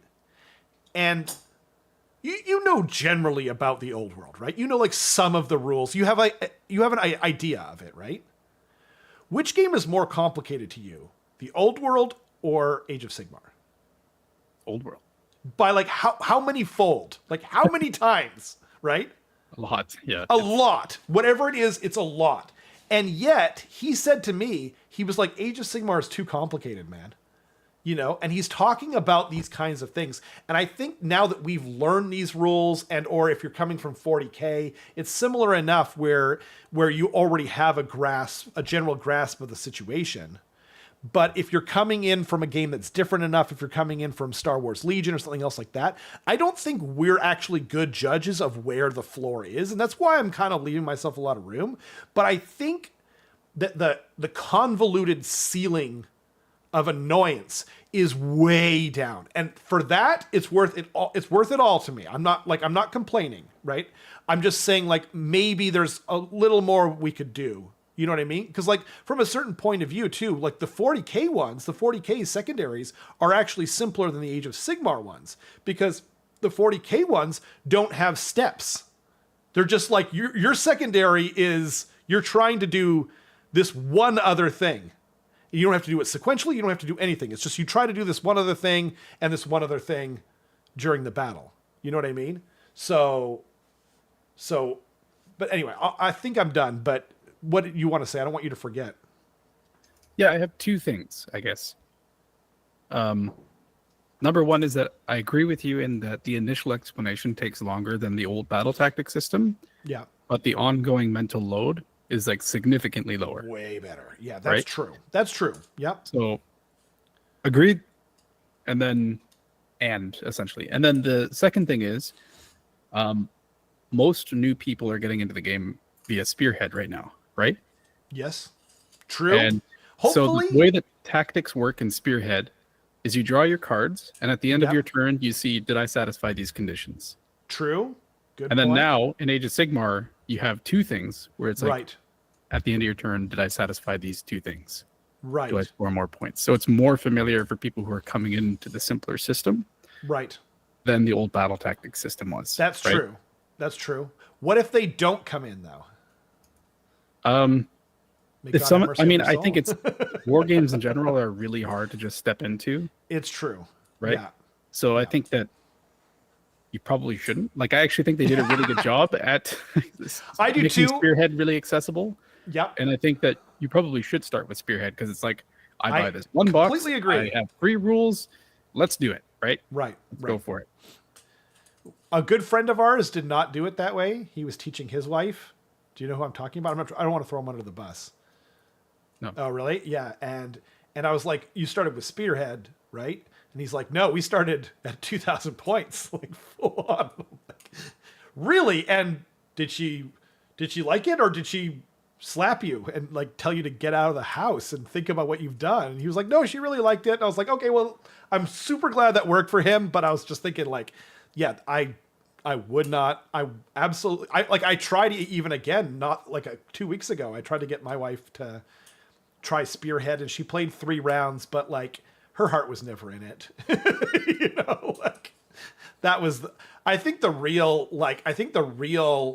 gateway game is like Curse City or like one of their like board games with models.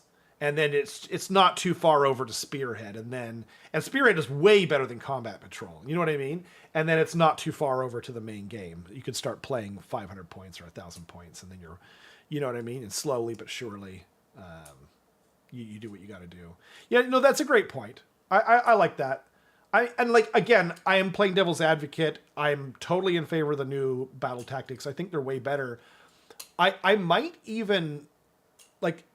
Okay, what about this? Hear me out, right? I know for you and I, for most people out there who are already in the game, 2 battle tactics cards is probably good, right? But what if we only had 1? What if we actually just chose 1? Would that make it better or worse? And would it make it better or worse at I think at the top level play, we want 2. Yeah. Right. But would it make it better at the introductory / casual phase to have 1? Would that be better? I think that you could probably like, I think there's a world where you're like, if you're showing your friend how to play the game, you could be like, let's just use 1 for now. Right. Let's just use 1. Right. That makes sense. That's kind of what I'm thinking. But I think that it actually ends up with a more negative game, probably, just because what people like to see is agency in how they play. Right. At a certain point, right? I guess for a new player, it doesn't matter as much, but like it's going to feel like you're being railroaded pretty quickly if you have 1 battle tactic card. Like do this, then this, then this, and that's it. Instead of like do this or this, and then this or this, and then this or like it. That expands what you can do by so much, right? Yeah. No, that's true, and it isn't even just or this, it's and or this, which is kind of, which is like, it goes to what you're saying. What I was trying to kind of wonder about and sort of, you know, put forth was like, if we just had 1, would it put more emphasis to the main game or not? And is that a good thing? Is that a bad thing? Like, I mean, it depends on who you're trying to satisfy, right?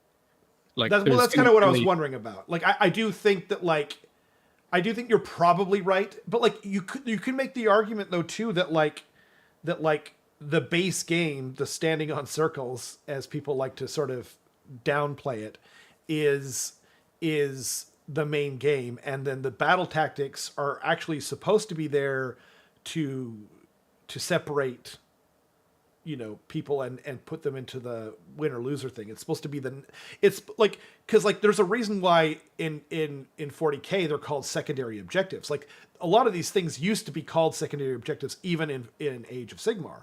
And the idea is that the main game is here, and then we've got this to separate the closer matches, right? And I don't think I disagree that at the higher level of play in tournaments and stuff like that, this is probably the way to go. It's probably the way to make things more interesting. But like even to a new player, I would probably, like, if we used 1 or 2 or none at all, like, I think that like the game probably does get taught, maybe and or should be taught, in that like this is the main game. You know what I mean? This is you learning the game, and now we've got battle tactics as like the add-on rule set. Yeah. I actually saw a Reddit comment that explained how to kind of bridge the gap between Spearhead and regular play really well. Oh, cool. Where, because you know how they were kind of saying like modular rules for everything, right? That is actually a thing that Right. is interesting. Like, you know, you start with Spearhead, then you go to a regular game. Don't use magic. Don't use battle tactics. Don't use terrain rules, like that sort of stuff. It's just bigger. Right. And then the only difference is like list construction, then introduce magic, and then introduce this thing, and then that's a good way to like slow grow your way to understanding the game. Right. So if you wanted to have one of those steps be like only one battle tactic card instead of two, I think that makes sense. But I think that for like the maximum rule set, it's important to have like a little bit of extra spice, just because like what gets really unfun is when you just have like stats. And that's kind of what it felt like at the beginning of this edition. It's like I'm just gonna throw math at you, right? Like Right. I'm gonna run across the table and just like hand you a whole bunch of dice, and by sheer weight of numbers, probably you're gonna lose, essentially. Like that's kind of how the game seemed to be. Whereas what I really like is that they mixed not only this new battle tactic system, but they mixed it with the battle plans themselves are more complex and more dynamic. That's true. Right? Yep. So that's why I like it so much. I like it. Yeah. Yeah, I mean, like I said at the beginning, I think it's way better. And by the way, Stark said, guarantee it takes me longer to pick a tactic than the inexperienced. That might be true. I don't have but like the inexperienced, generally speaking, are going to have to read all of them. Understand them, and then also then pick one. But like, if you're like, even once you're doing that, then like Stark knows where to move. He knows everything else. Like even if that's true, but yeah, I will say also my games have been quicker with the new rules. No, why is that? Like, is that because people don't have to pick a battle tactic? Yeah, because think of it like on the current GHB rules, 10 times per game, someone has to make like a choice, a choice to decide their goal, right? Versus right now, you decide your goal essentially in like the list construction step, and then you always have two goals, and then because like previously you had to decide your goal and then you had to decide how to achieve it. Now you only have to decide how do you achieve your goal. Right. That's it. Right. Yeah. So it takes like if you take even 2 minutes off of each person's turn just for deciding a battle tactic, right, which is reasonable, right? Like someone would definitely spend that much time thinking about, if not more, right? I probably spend more. That's 10 minutes per side. That's 20 minutes less per game. And in a 3-hour game, that's pretty big, right? When you put it that way, that's huge. And like as the game goes along, I probably don't spend 2 minutes, but at the start I definitely do. And so and it's both people. And some people are better at it than others. Like I'm probably it depends on who you're talking. Like compared to most people, I probably am a little bit better, but like compared to my immediate group, which is super competitive and like whatever, like one of the top clubs in the world, you're like, okay, well, maybe I should compare myself and all things to that. But like, I mean, like that's like something that I've been saying from the beginning. That I think is true, and I'm glad to hear that that's been your experience thus far. I'm actually super excited about it because, like, anytime the game slows down, it sucks. Like it's, like movement is where like the true game happens almost, but like a lot of people are just like, ugh, the movement phase. You know what I mean? Like it does slow down. It doesn't matter what you think of it. It does slow down there. And then the other thing is your battle tactics. And then I guess the other decision point is whether you take the turn or not. And like some things, the nice thing about these tactics too is because you don't have to declare, right? So I can like, even it might even help me like choose whether I take the turn or not. So it's like, okay, if I take the turn, I can't score any of my battle tactics. I understand that. but that doesn't mean I can't take the turn and set up to score the one after that. So it just makes things easier. Okay, what about the other thing? We did see was it I can't remember if it was a leak or not, but we did see that like I think they said it in an article, if you have more battalions than your opponent, then once per game you can re-roll your priority roll. That's huge. Yeah, we've seen that in battle reports. I think you said that. Oh, is that what it was? Yeah. I thought it was in an article, but I don't remember now because I think what happened was like, I'm pretty sure. So that's one other thing to discuss too, is that like the battle scroll is going to come out that accompanies the GHB. Yes. And the battle scroll also has rules changes. Yes. Which is confusing, but it's but I think that's where that is. I'm pretty sure. Okay. I think it's neat. It's cool. Like they're really trying to disincentivize like being low drops for the sake of being low drops. Yeah. And like just once per game decide who goes first. Yeah. Yeah. A once per game reroll of the prior roll is big, right? And the interesting thing is obviously you're never going to use it for the initial one because it doesn't matter. Like if your opponent outdrops you anyway, then it's not going to matter whatsoever. Yep. But there is no priority roll. Yeah. So. But like being given the first turn and then having like a much better protection against your opponent doubling you is really nice. Yeah. Right. It's probably going to lengthen the game a little bit, and it probably makes your opponent reconsider like whether they should double you if you haven't used that yet. So, right. I think that, it's a nice change. And which it also probably means that we're losing like second honor guard. Are we losing like any kind of thing like that? Do we think there is no honor guard anymore? Because that was I understand that, but like in every other GHB that happened in AOS 3 and AOS 4, we've had like secondary rules where you pick like an upgrade, effectively some kind of upgrade. Do we think that like, because like that would probably be in the GHB, or are they going digital with that as well? Because that's possible, right? Yeah, I think the GHB like twists, I guess, are like the eccentric new battle tactics and maps, essentially. I hope that's the case. I actually didn't really like Honor Guard, to be honest. I thought Honor Guard was, again, it just took more time, and it's just like, and like sure, I mean, it was like bland. Like it was bland, it's super bland, right? And like sure, they used it as like this kind of, a fix, like as a kind of crutch to fix the problems that they created. Again, you know what I mean? Like infantry was so poopy until Sub Commander came along, and then suddenly, okay, now we're working. Now it works. You know what I mean? So they kind of fixed it like that.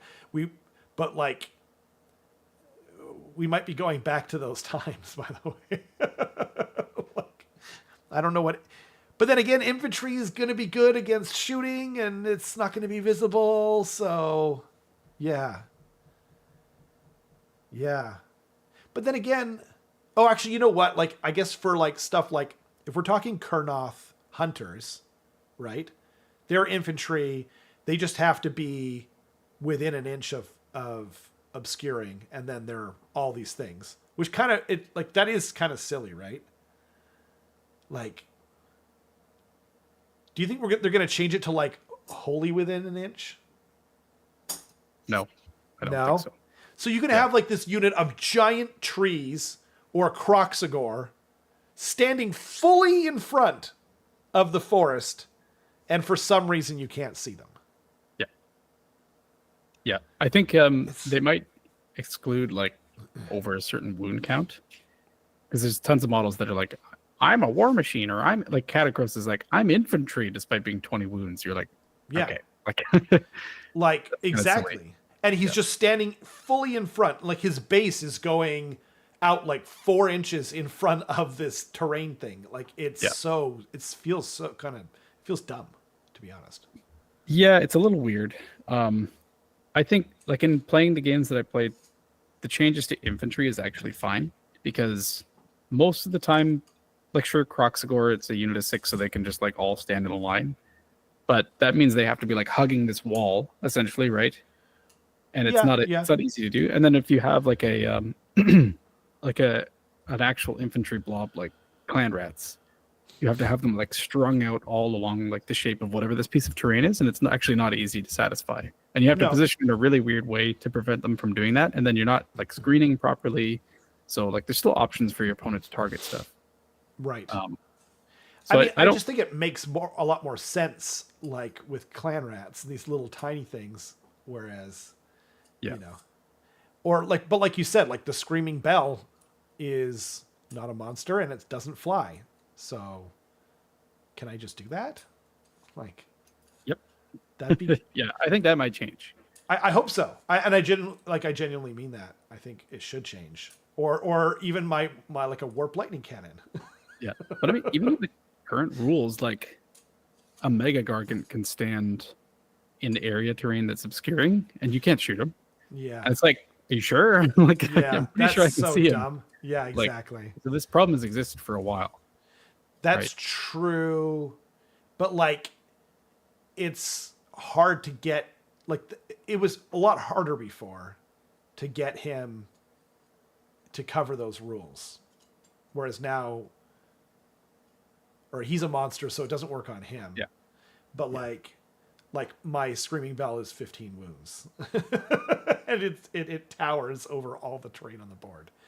And then there's many more, things like that too. So, like Ludos, like Alex said in the chat. You know, I think Ludos, that's crazy. I don't know how many wounds he has. It's probably even more though. I think the real scary thing is going to be like really wound dense, big buff piece, like heroes and stuff like that. So like Glutos, Catacrows, the cauldrons from Daughters of Cain or War Machines. So they're just going to sit within an inch of a piece of obscuring, and because their bases are like those massive ovals, they'll be projecting like really good buffs, like +1 to save or +1 attack or something like that. Right. And not be targetable whatsoever by shooting or magic. I'm still here. I can hear you. Yeah. So I think that'll probably change, but I don't think it's going to change for like a couple months probably, because they need to see how things shake out. A couple of months? Like before they know that like it's kind of silly to have a giant war machine? I could see it being the next battle scroll that it changes in. Wow. But I could also see it being like part of the monthly FAQs that they do too. So yeah, I guess we'll see. Or even like maybe they'll catch it. Wait, oh yeah, because we know about it from the battle plans themselves. Right? Yeah. Interesting. Although I guess no, because it could be in the battle scroll already. Like they could have possibly thought of it already, where they're just like obscuring now means this, you know. It's possible, but I doubt it. Like there's too many new rules and points and everything else to come out for that to be the case. Ludivicus says, I'd be shocked if it's longer than a month. I would be surprised, but there's a few other things. Like there's a lot of stuff that they need to address just to like give them like their, you know, whatever, a fair shake at it. Scotty says there's been a lot of sad KO players. Yeah, KO's going to be rough because now, like, anyway, putting that aside, like, but like, yeah, because like they all like the whole army pretty much flies, and the whole army is relying on shooting. So, yeah, I get it. Like I've seen a lot of sad Skaven noises, but KO's much worse because they're getting hit on both ends there. Yeah. I mean, there's a KO melee build as well. Like there is, but that's true. Yep, our buddy Will plays it, and it is very effective when Will plays it. Yep. Just to be clear. He does table people a lot. But yeah, by and large, it's terrible for them for sure. Yeah. It's one of those things where you don't want to, like the internet tends to complain and whine no matter what, but then you don't want to you want people to be heard, you know, so it's difficult because both can be true. You know what I mean? Like there are viable builds out there, but most people haven't built their army around a melee KO build. So it would probably mean purchasing like at least another 1,000 points of KO and painting it possibly.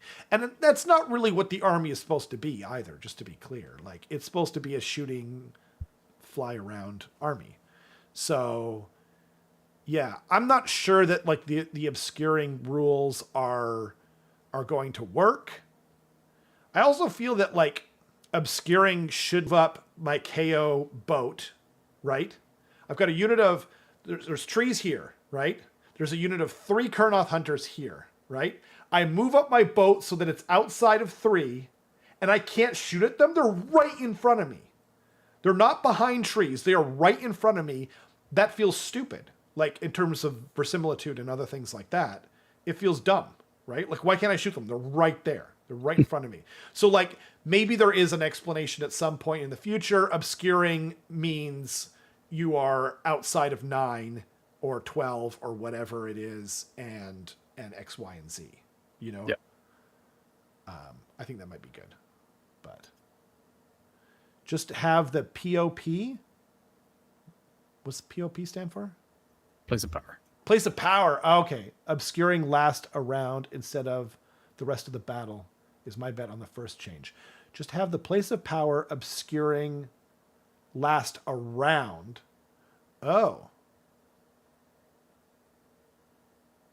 Like, wait, what is it right now on there? It lasts the rest of the battle?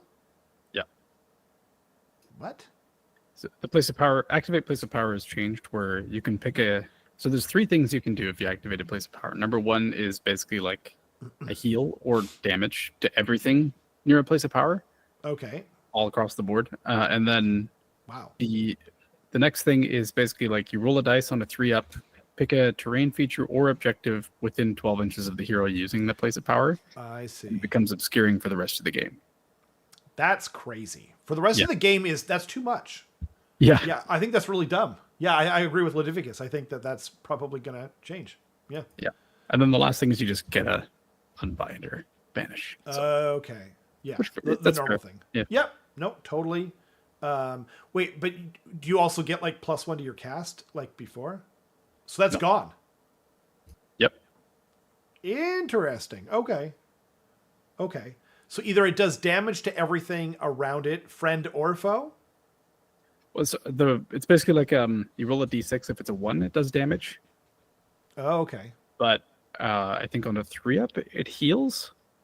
I'm pretty sure. I see. Heal D3 or something. To everything nearby. Yeah. Friend and foe? I'd have to read it again. Okay, yeah, sorry. Yeah, no worries. I see. Interesting. What if you destroy the place of power? Well, you can't destroy a place of power because it's not faction terrain, correct? Okay. So, yeah. Unfortunately, not. Not true, actually. King Broad Stomp. Oh, King Broad Stomp. Fair enough. Yeah. I don't think that's what Scotty meant, but yeah, that's a good point. Yeah, but the obscuring would stay like right because the passive is like it's been, or sorry, the obscuring has been applied to that terrain regardless of that. Right, place and because it's not something with a war scroll. Yeah. Yeah. Fair enough. Yeah. That's crazy. Yeah, sorry, the Scotty, you got hit by the delay again. I could be convinced of Rob's version basically limits visibility to 12 or like okay, fine. Like that I'm okay with that, you know?